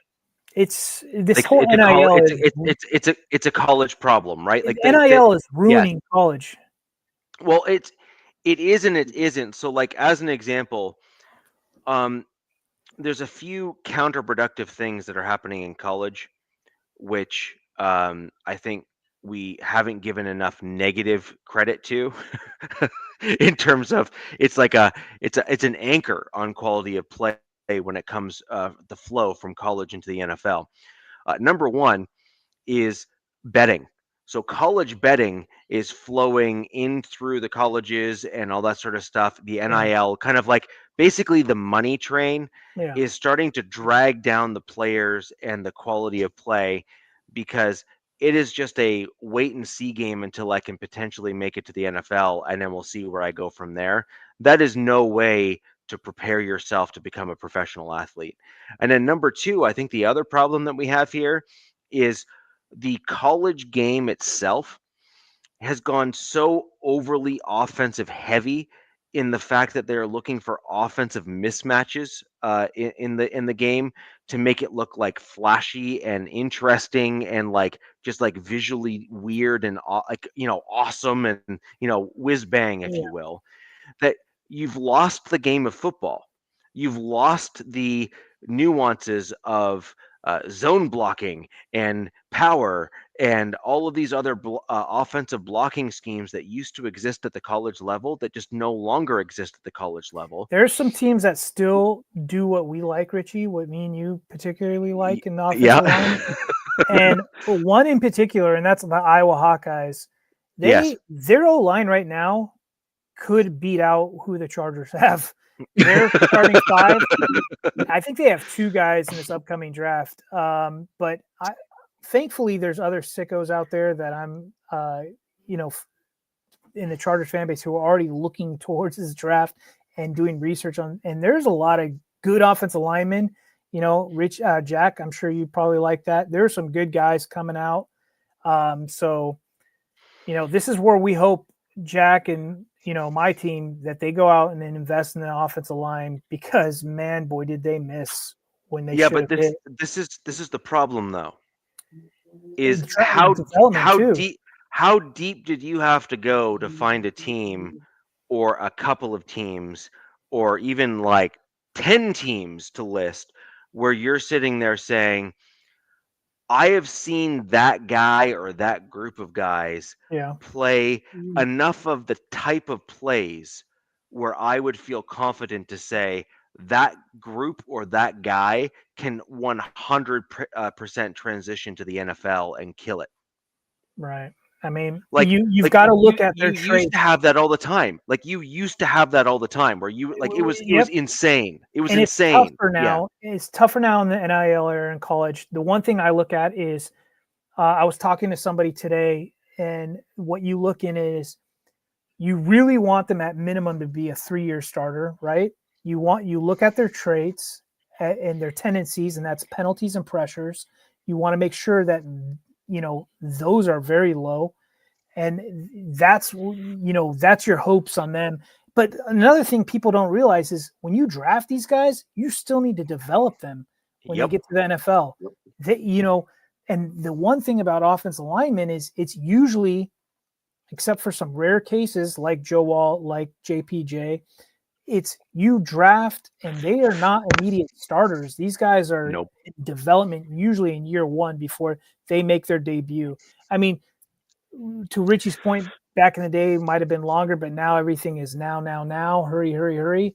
But so yeah, it's a problem, and it's no, but it's also strength and conditioning back in the day. Like as an example, when you look at some of these offensive linemen when they came into the draft, like through the NFL draft, most of these offensive linemen were coming in having run block a ton, which basically meant that the majority, or at least a reasonable percentage of their college careers, were spent basically pushing other men that were of equal or larger size to themselves off of the football to allow the running back to get downfield. Yeah. That takes a certain level of conditioning, and that takes a certain level of aggression on the offensive side of the ball that you're just simply not really seeing in the college game this currently at least. In the vast It's all majority. going fast, I mean like the majority, like as And in like to be fair, Rich, like that's kind of what the NFL has gone towards, and we're seeing the resurgence of the running game. Yes. So it's always like, one gets away and it's always got to play catch up, and it just does this whole thing, and we'll always have those imbalances. But I think we overall agree that, quarterback and offensive line, are the biggest needs in the NFL right now. And yeah. Sorry, on the quarterback one, Jack, this is going to be interesting for you to hear, and I never thought I'd ever say this out loud in my life, actually. I mean, ever.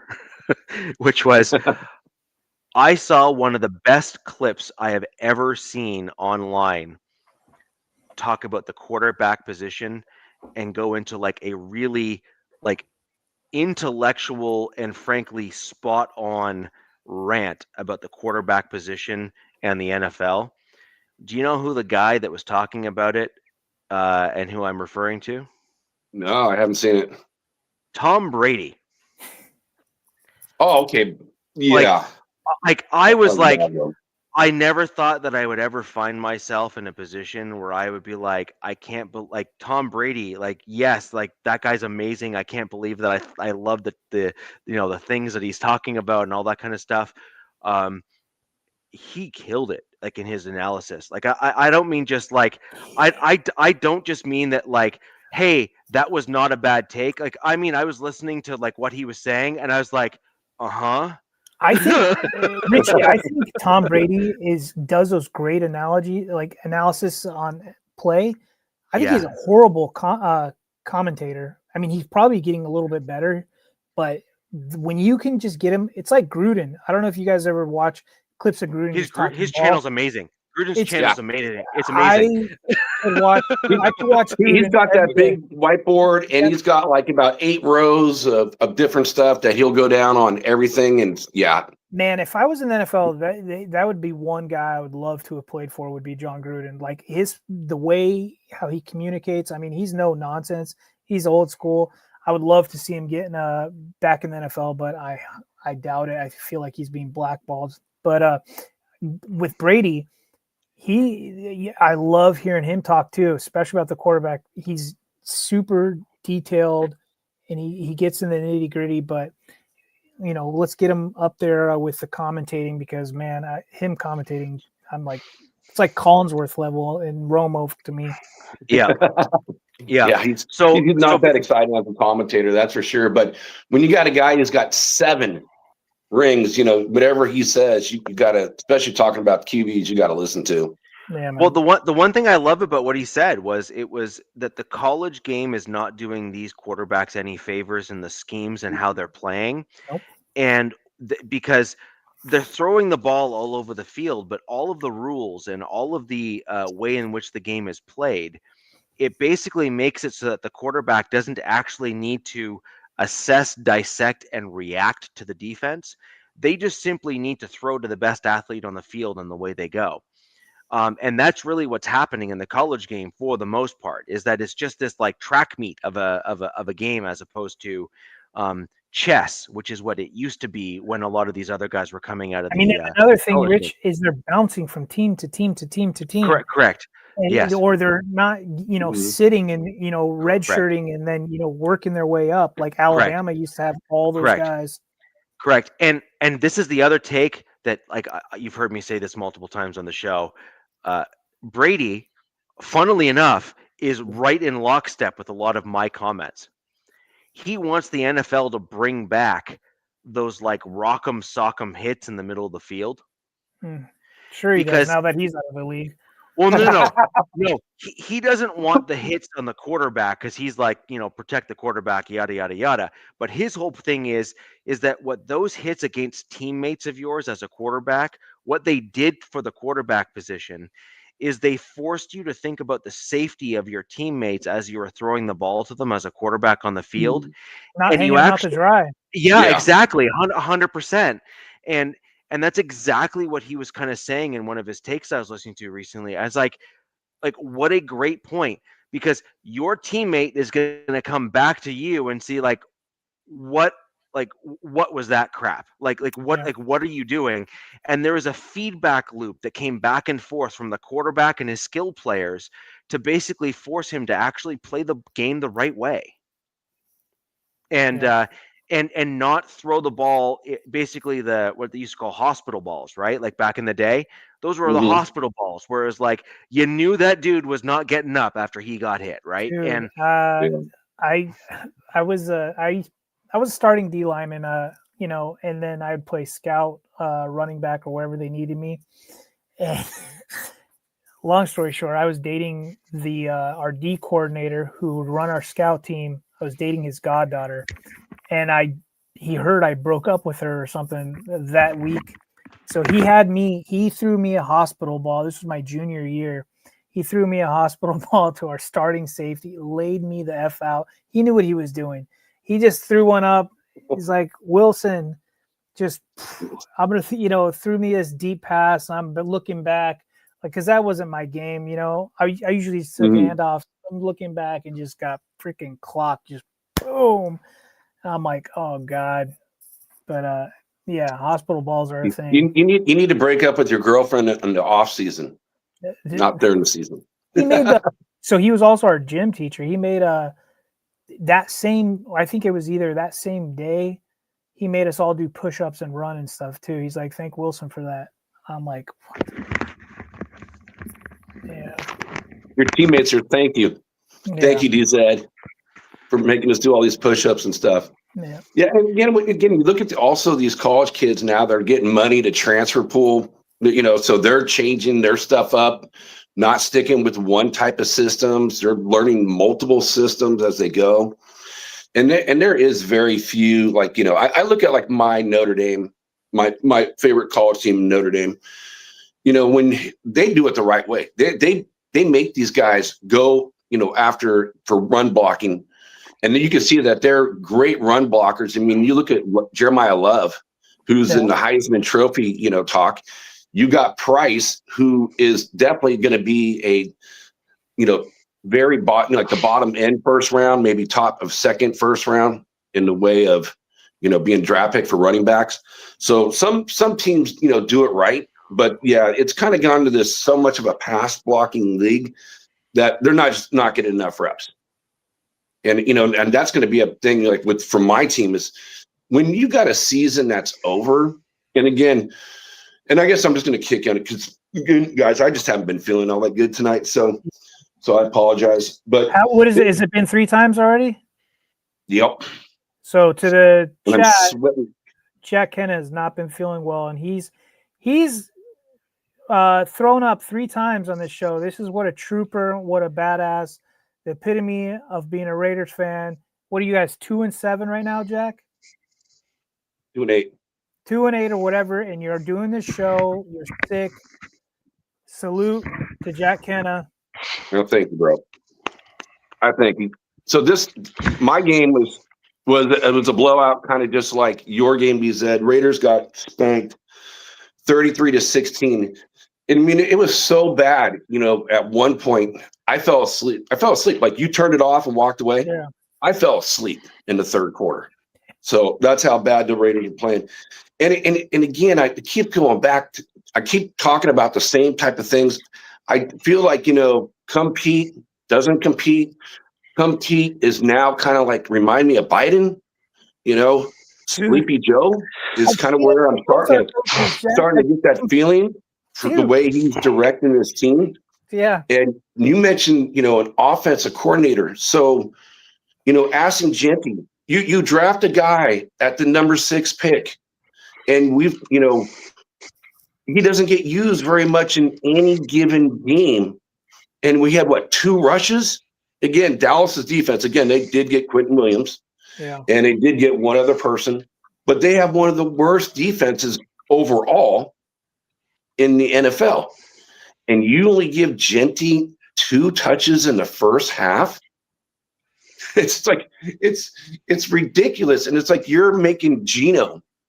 Again, what does every team want to do? We all want to make the other team one-dimensional. Right.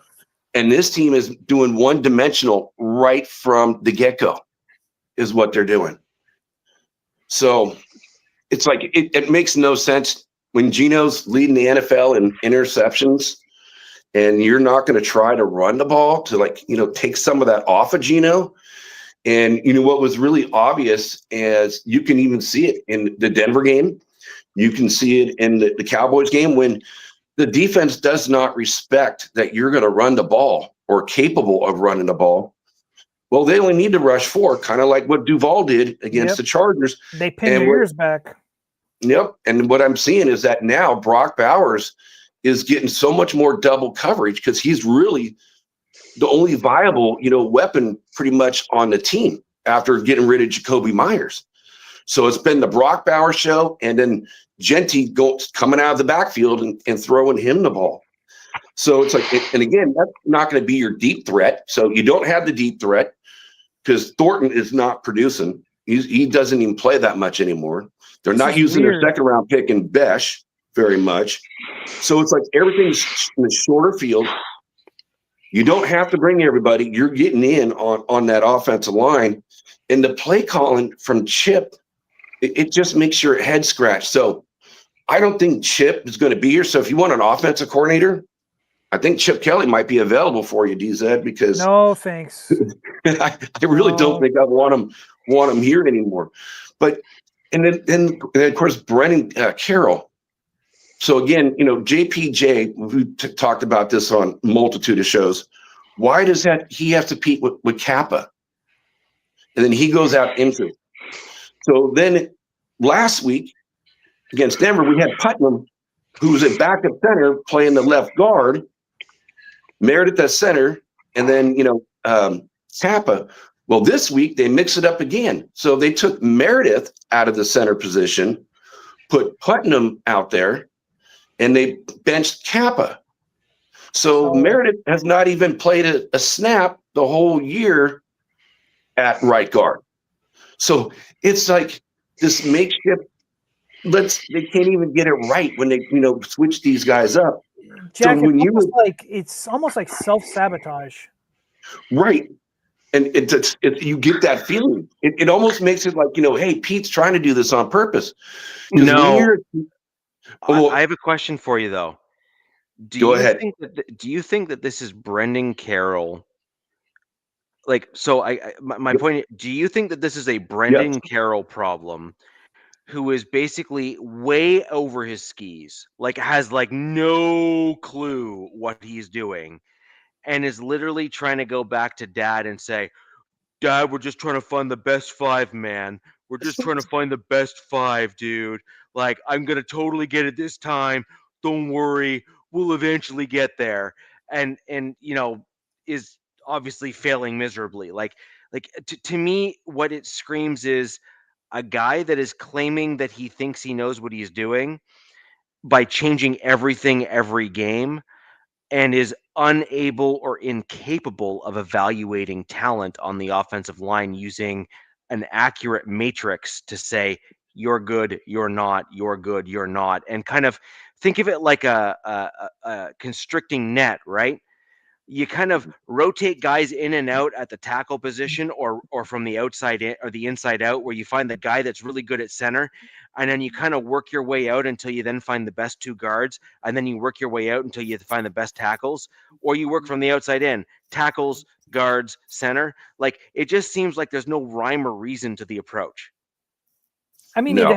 they have what, 10 weeks, Jack, of film? I mean, we know what O-line work for your guys' team. We saw it last season before Pete Carroll got there. Right. And Richie, again, you hit it on the head, and that's what I've been saying. It's like, if Brendan Carroll, if his last name wasn't Carroll, he would have been fired at the same time as McMahon, our special teams coordinator. I mean, it's just a given. And then you put that in conjunction with play calling by our offensive coordinator, bad quarterback play. I mean, it's got a disaster written all over it. So it's like, you got all these pieces, none of the pieces are meshing. It's not looking, good. And then, of course, you get like Pete, which, again, he's starting to remind me of Joe Biden. It's like, okay, the season's over. We got to look forward to like what we can potentially do next year. And we got to kind of figure that out. We got 2 third-round offensive linemen that have not seen the field one play when this offensive line has been so bad. And you got to, again, we talked about, you brought up the draft. Well, I've been thinking about the draft for a couple weeks now, and we got to see what we got with these young guys. And Pete is not the Pete Carroll that I remember. His excuse this time was like, I'm putting the best guys out there is what I'm doing. Well, if your best guys are not doing very good and we're getting blown out game after game, and you just look at, what the numbers are, and I'll go through a couple here in a second on the O-line. Why are these young kids not getting the opportunities? Genty got 6 carries the whole game, and he's your 6th overall pick. Jack Besh, your 2nd-round pick, had 1 target, 1 catch. Thornton, I don't even remember him seeing the field. Both, and he's a 4th-rounder. Again, the 2 offensive linemen haven't seen the field once the whole season. Then you go to the defense. So this is the one thing I will say that I was happy to see is their 4th-rounder in Tonka Hemingway. He's the one player I can say played great ball besides like Max. He got in, he deflected a pass, he recovered a fumble. So it was great to see him out there because you know what? Because guys like Kuntz and Tyree Wilson, the guys that are out there right now, they're probably not going to be on the team next year. Because I don't see Tyree, you can do the 5th-year option. That ain't going to happen. He ain't worth that type of money. Kuntz is on a 1-year deal, hasn't shown anything, so he's probably going to be gone. So I want to see these young guys get out there, and Pete is not playing these young kids. So I see this thing like, Spytek and Pete, kind of want to go totally different directions. And there's already been talk, with, again, our offensive coordinator and Kelly may be gone. Pete Carroll, I don't see them firing him, but, kind of like what Seattle did, maybe this step down approach, so he saves face.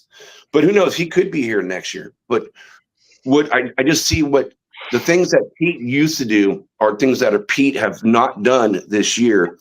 And it's definitely, it's wearing on this team. And there's a division, somewhat in the locker room. Even one of their better defensive tackles, Butler, says, hey, we all know what the issue is. And without saying what the issue is, which is the issue is the offense. Read this. Is this true? What's that? I gotta put it on screen. Gino made a huge mistake on his presser, calling out Raider Nation as part of the problem. Did Gino really call out Raider Nation? I don't know. I didn't see it. I didn't see his pressure. Jesus. But I believe now. I mean, if he did that, it's even worse. The dumbest thing you can do.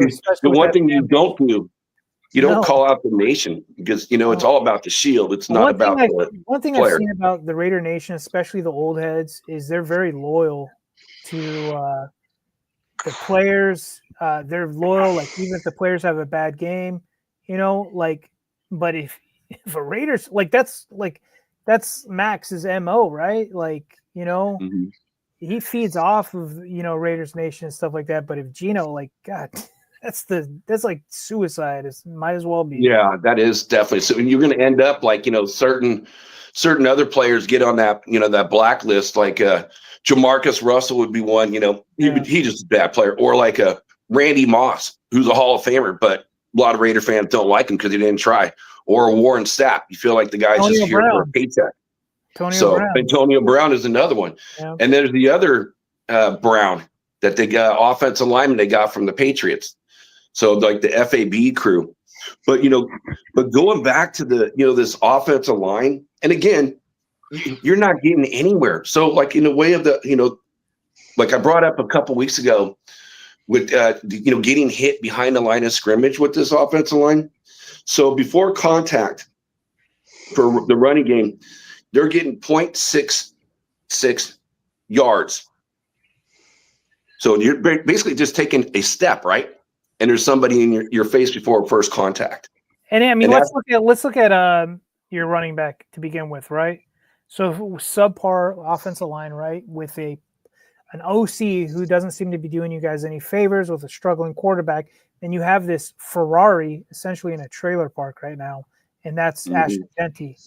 And, you know, he's not physically giant, right? So a lot of times physics comes into play with this guy. So that's probably that whole stat right there, what you just said, which just sucks for him. But, you know, I hate looking into next year, but like, you know, I could see with a different OC, I could see Ashton Genty actually having his breakout, you know what I mean? Kind of being utilized correctly behind a proper offensive line, but it's a lot of ifs, you know. We see the struggles. Absolutely. As well. And that's for the whole team. So that, you know, that 0.66 is also counting Mozart in there as well too. So in the way of the offensive line allowing pressure, again, this is for the average for the whole year, 43.1% of dropbacks, the quarterback's getting pressured. Yeah. And that's for the whole season, which is sixth worst in the entire NFL. Let's see, the quick sacks, pressure rates is 19.6, and the average sack time is the quickest in the NFL to get it, which is 2.99 seconds. So this offensive line is Swiss cheese, and this is where I don't, again, going back to Pete, well, this is the production you're getting out of your son managing this offensive line. This is the production you're getting from your offensive coordinator.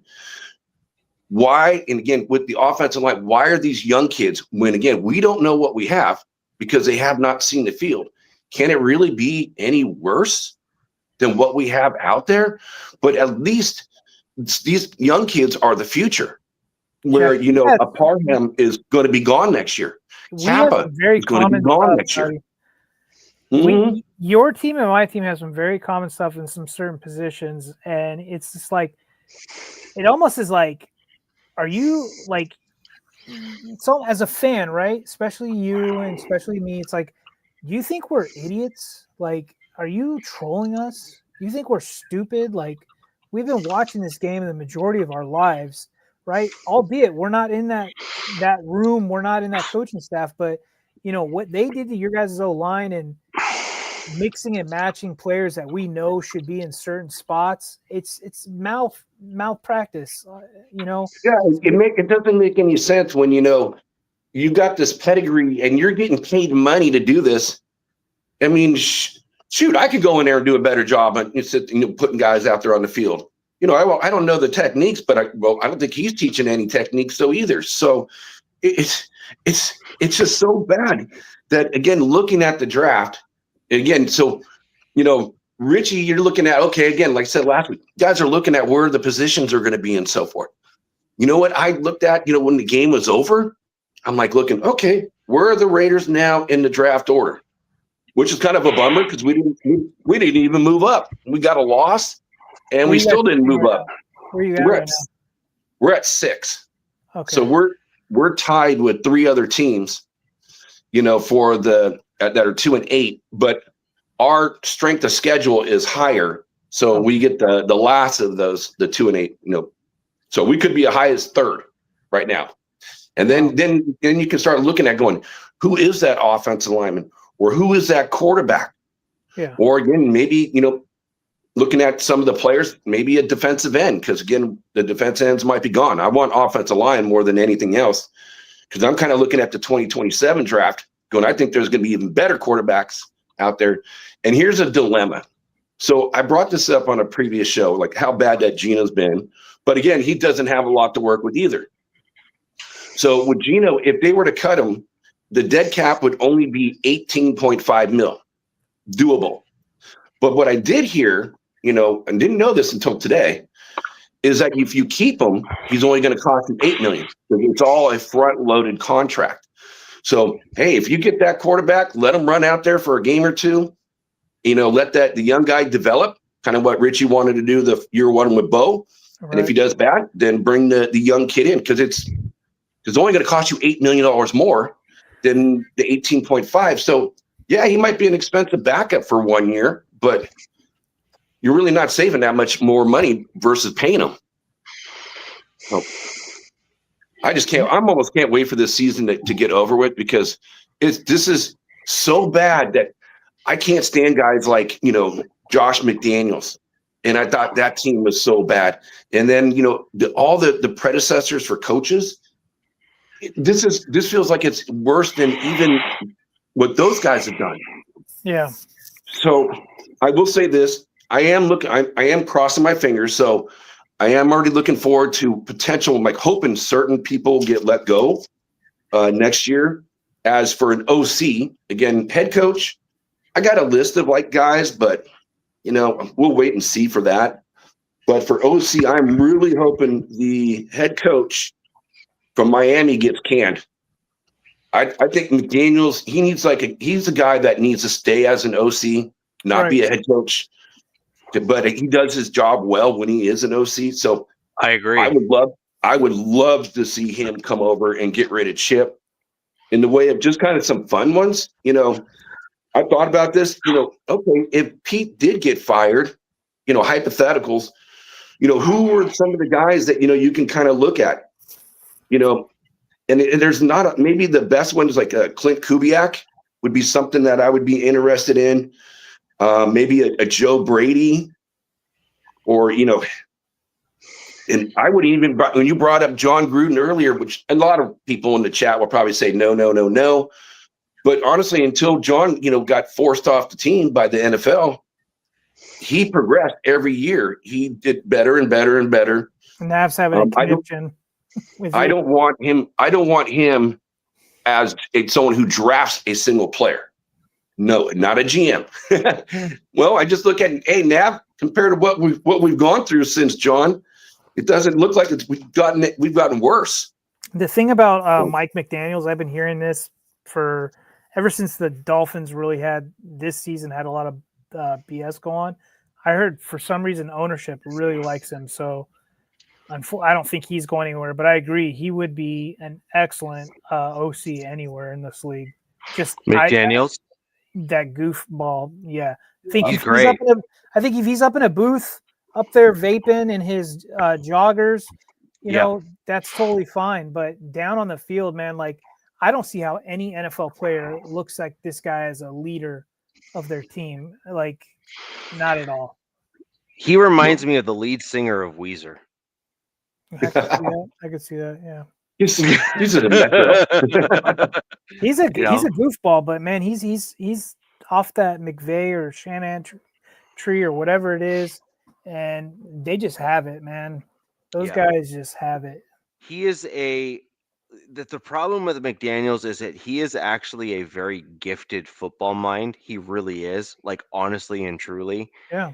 I think that his issue is that it is a difficult transition to go from running your side of the ball to then running the entire team. Well, and it's a learning experience. So just because you didn't do well at it once doesn't mean you can't actually excel at it the second go round. One guy that I predict is going to be the head coach of the Giants is my defensive coordinator, actually. Oh, I've heard the Chiefs defensive coordinator for the Giants. Yeah. So I've heard Yeah. 2 D coordinators. Yeah. Looks like that seems to be the trend or rumor because it was Dayball was the OC kind of guy, but I heard Spags and Vance. VJ. Yeah. Now VJ, in my opinion, has a bit of an edge. He's already kind of gone through the head coach like ebb and flow, so he kind of knows what to expect as a head coach. So this gives them the potential opportunity to kind of say, no, I've got it.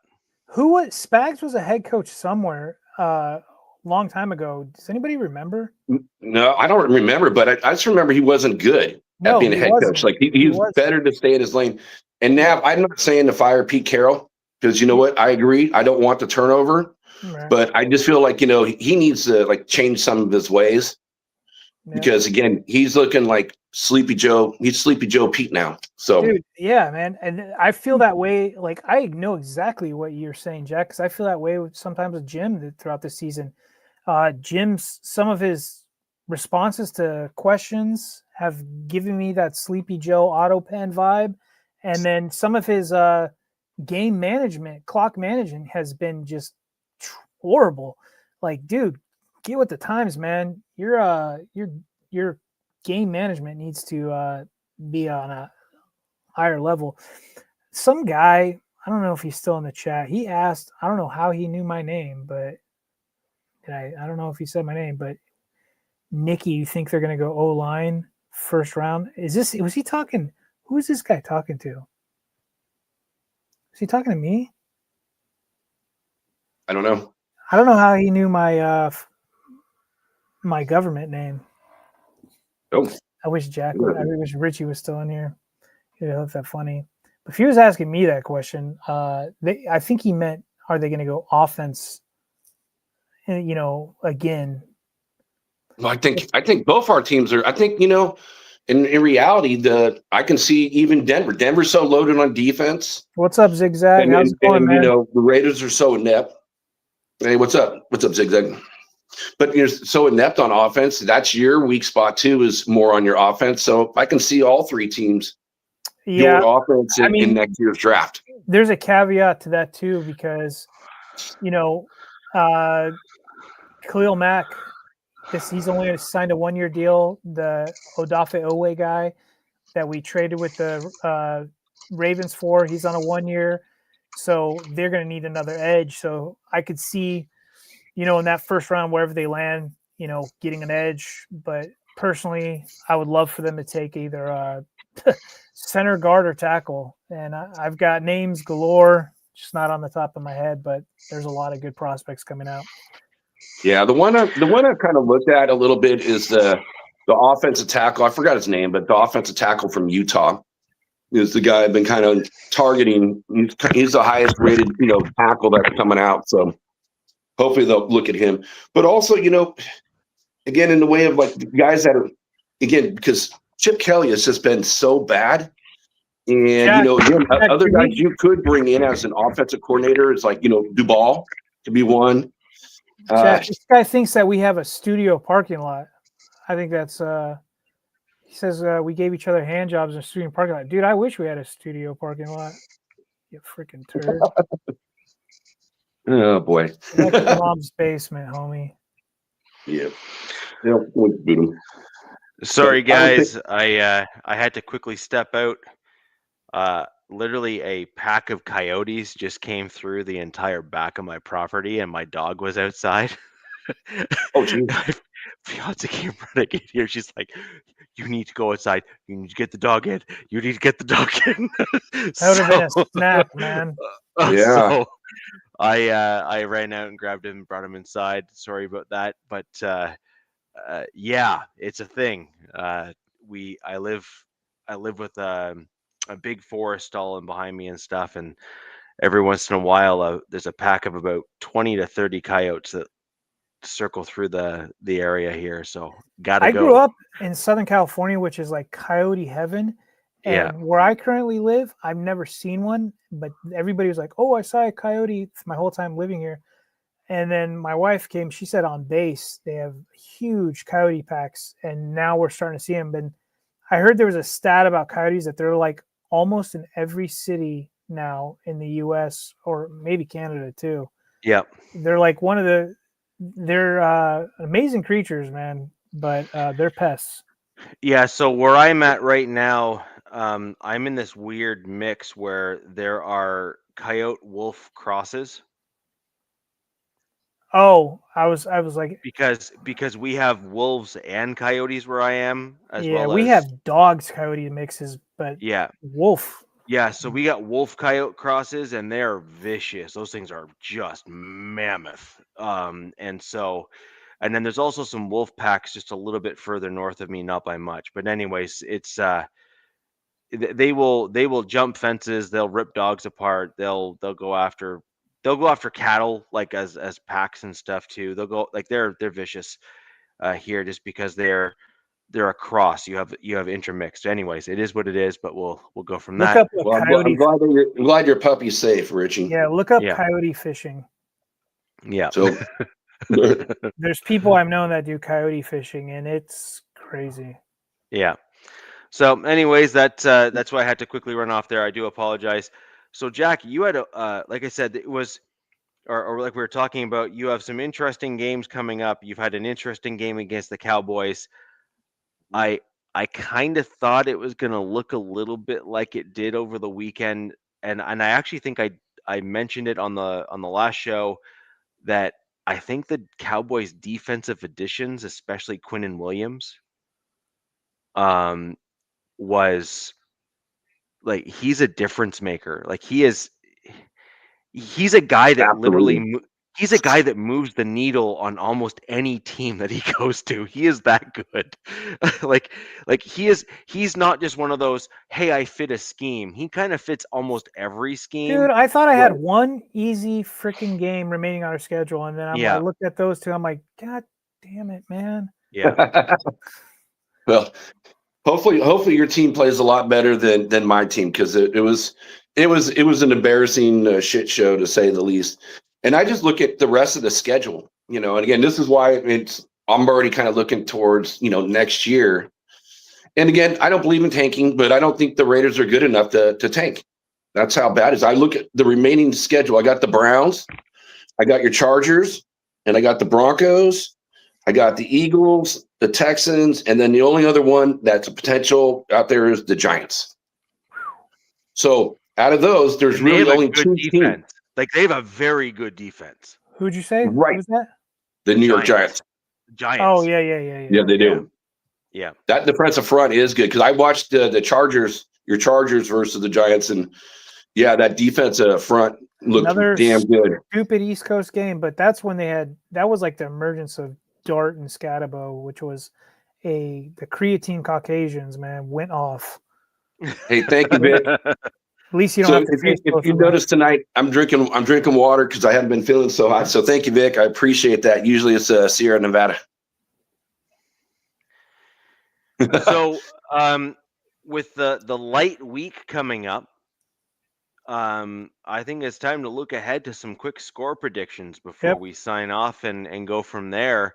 Obviously, DZ, you and I we are neither going to win nor lose this week. I mean, you can lose a bye week. Somehow my team will figure out how to lose a damn bye week. Yeah. So, I mean, in fairness, I think the Chiefs lost the bye week last year with their car race thing. So, I guess it is possible. So let's collectively hope. Let's collectively hope that the top portion of the panel here. I know Justin. I know he's back up in Oregon right now because his girlfriend's posting pictures of her up in Oregon. So this guy's like, man, screw Jacksonville. I mean, maybe it's a blessing and a curse with that he's with Madison Beer. Yeah. I don't know. 20. I'd say the Raiders actually lost a bye week too when Brennan or Al Davis's wife Carol Davis passed away and George Atkins passed away. So yeah, you can lose the bye week. So the Raiders found a way to do it. But yeah, since we got the only game is going to be the Raiders versus Cleveland, and it's Raiders are at home in this one. Can't believe it. The Raiders are actually a 4-point favorite, which is the biggest the most points they've been favored by the whole year. So you got two inept offenses. I mean, both offenses that are bad. So I see this being a really low scoring game. Same. And the one thing I will say is I am looking forward, with Cleveland, is that what's his name? And I dropped mental blank on it.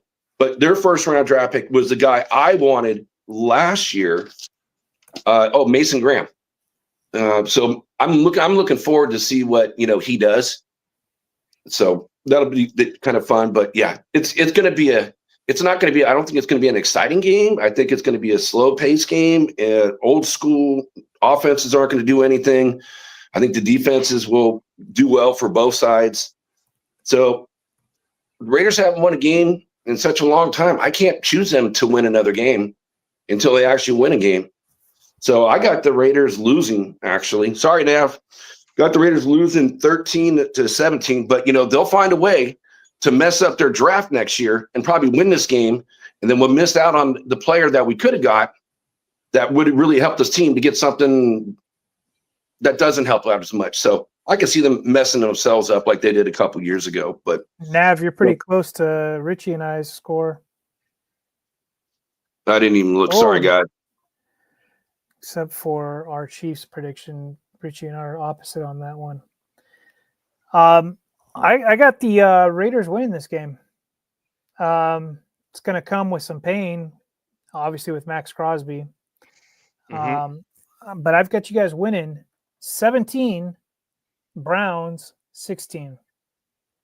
I got it being super low scoring, and I got you guys winning by 1 point, Jack.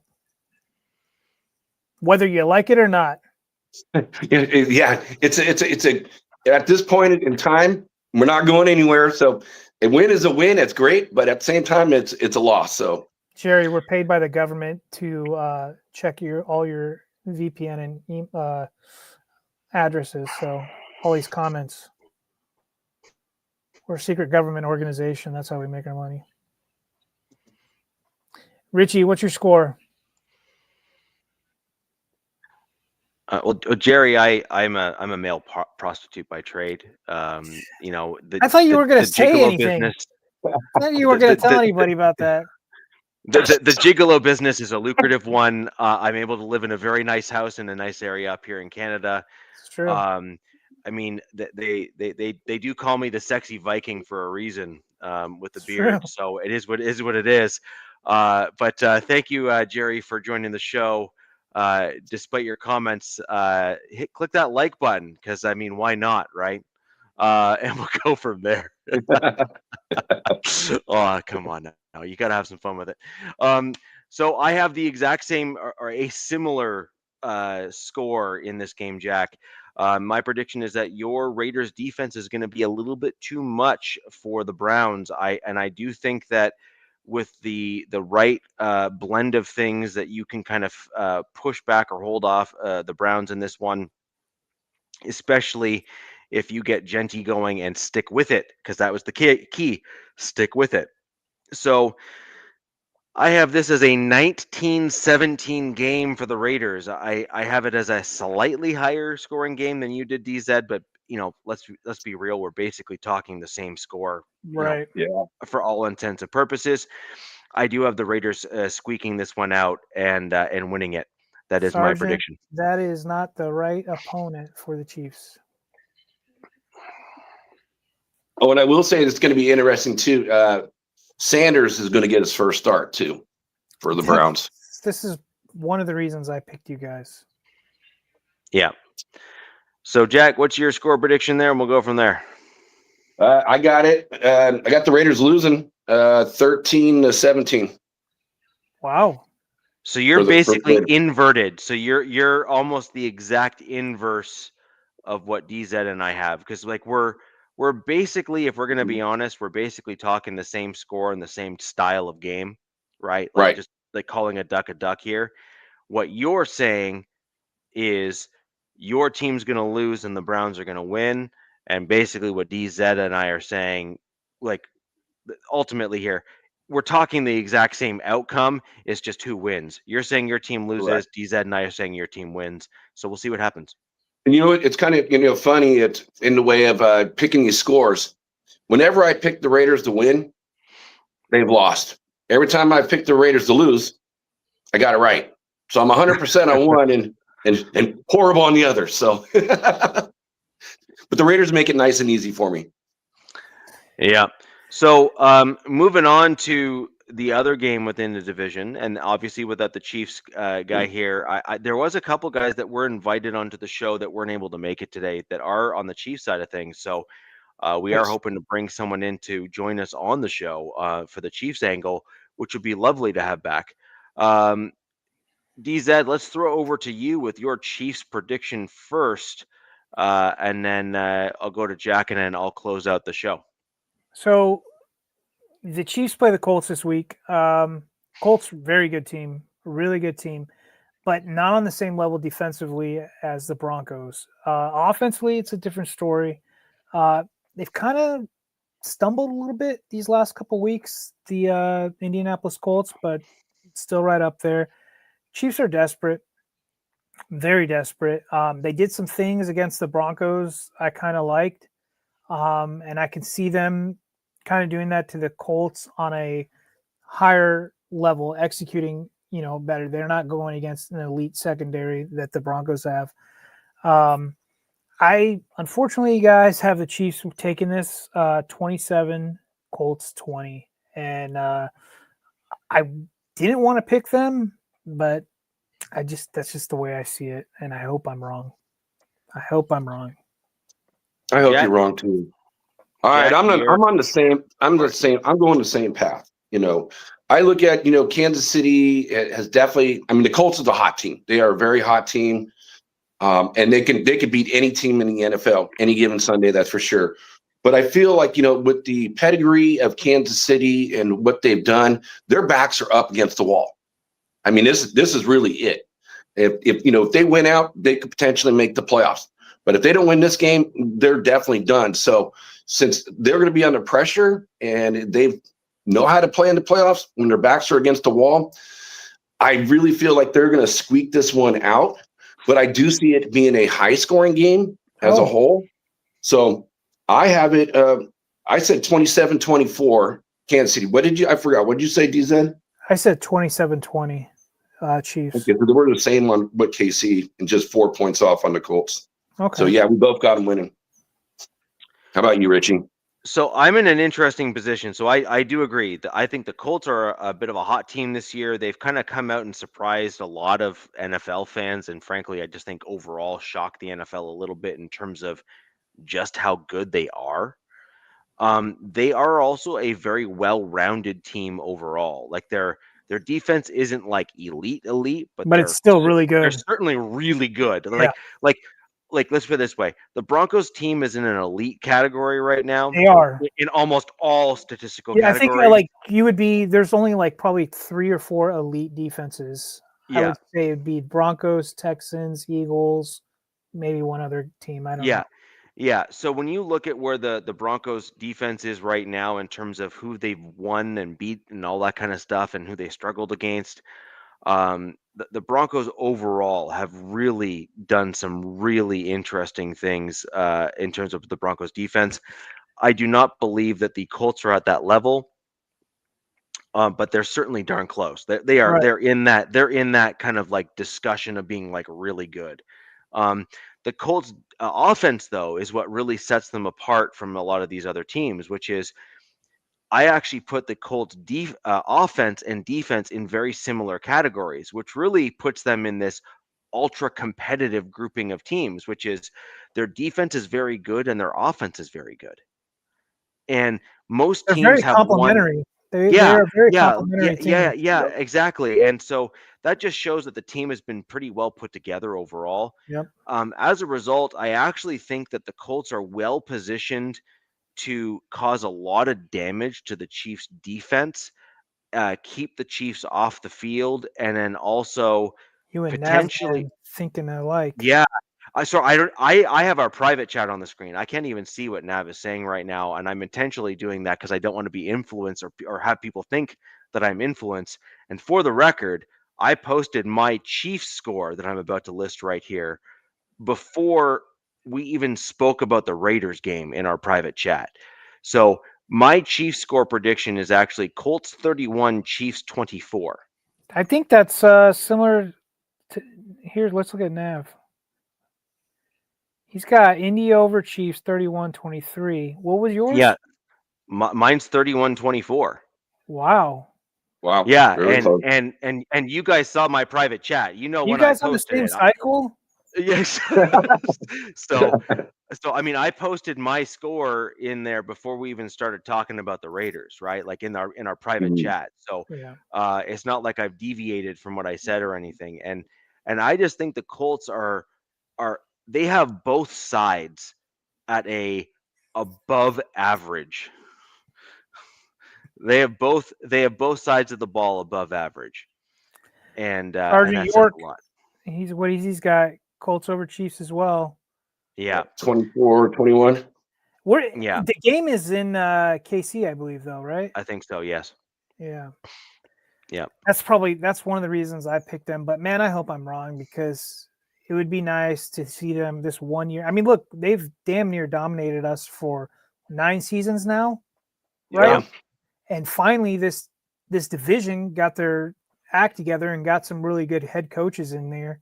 So they can't be doing this whole Patriots impersonation, with the dynasty that Pats had against that division was just trash. One Pittman. Actually, this is not right, though, comment that's on the screen right now. So if you're a Broncos fan, you actually want the Chiefs to win. And the reason why you'd want that is because it brings the Colts down a notch and it elevates the Broncos. So if you're truly wanting the Broncos to at least be in somewhat control of their own destiny as it pertains or comes to the number 1 seed, it would actually be in the Broncos' best interest for the Colts to lose and the Chiefs to win, because the Chiefs are at least a couple games back or more than a few games back of the Broncos. So the Chiefs are more of a threat right now to the Chargers than they are the Broncos at the moment in terms of divisional rankings. Very much And you so. would actually want you would want the Chiefs actually to win, and you'd want the Colts to lose, and then that drops the Colts down, and then it basically elevates the Broncos. He says that's what I meant. Yep. Go Colts. Broncos will be number 1 seed. So Switch it. English is a thing. I read English. You spoke English, and I read it correctly. However, I will give you credit. You have corrected yourself, so that's fair. But hey, poking fun is also part of the game. I'm a host. I get to do it. So anywho, it is what it is. Thank you guys for your comments. So as a Broncos fan, and Vici, I completely agree. Like we actually, oddly enough, it's like one of the only weeks that we're going to be cheering for the Chiefs to win because it helps our team, right? I agree. Like this is kind of where I'm at too. It's like, can I really bring myself to say like, yay? I'm not so sure. But at the same time, it certainly would benefit our Denver Broncos if the Chiefs were to win and the Colts were to lose.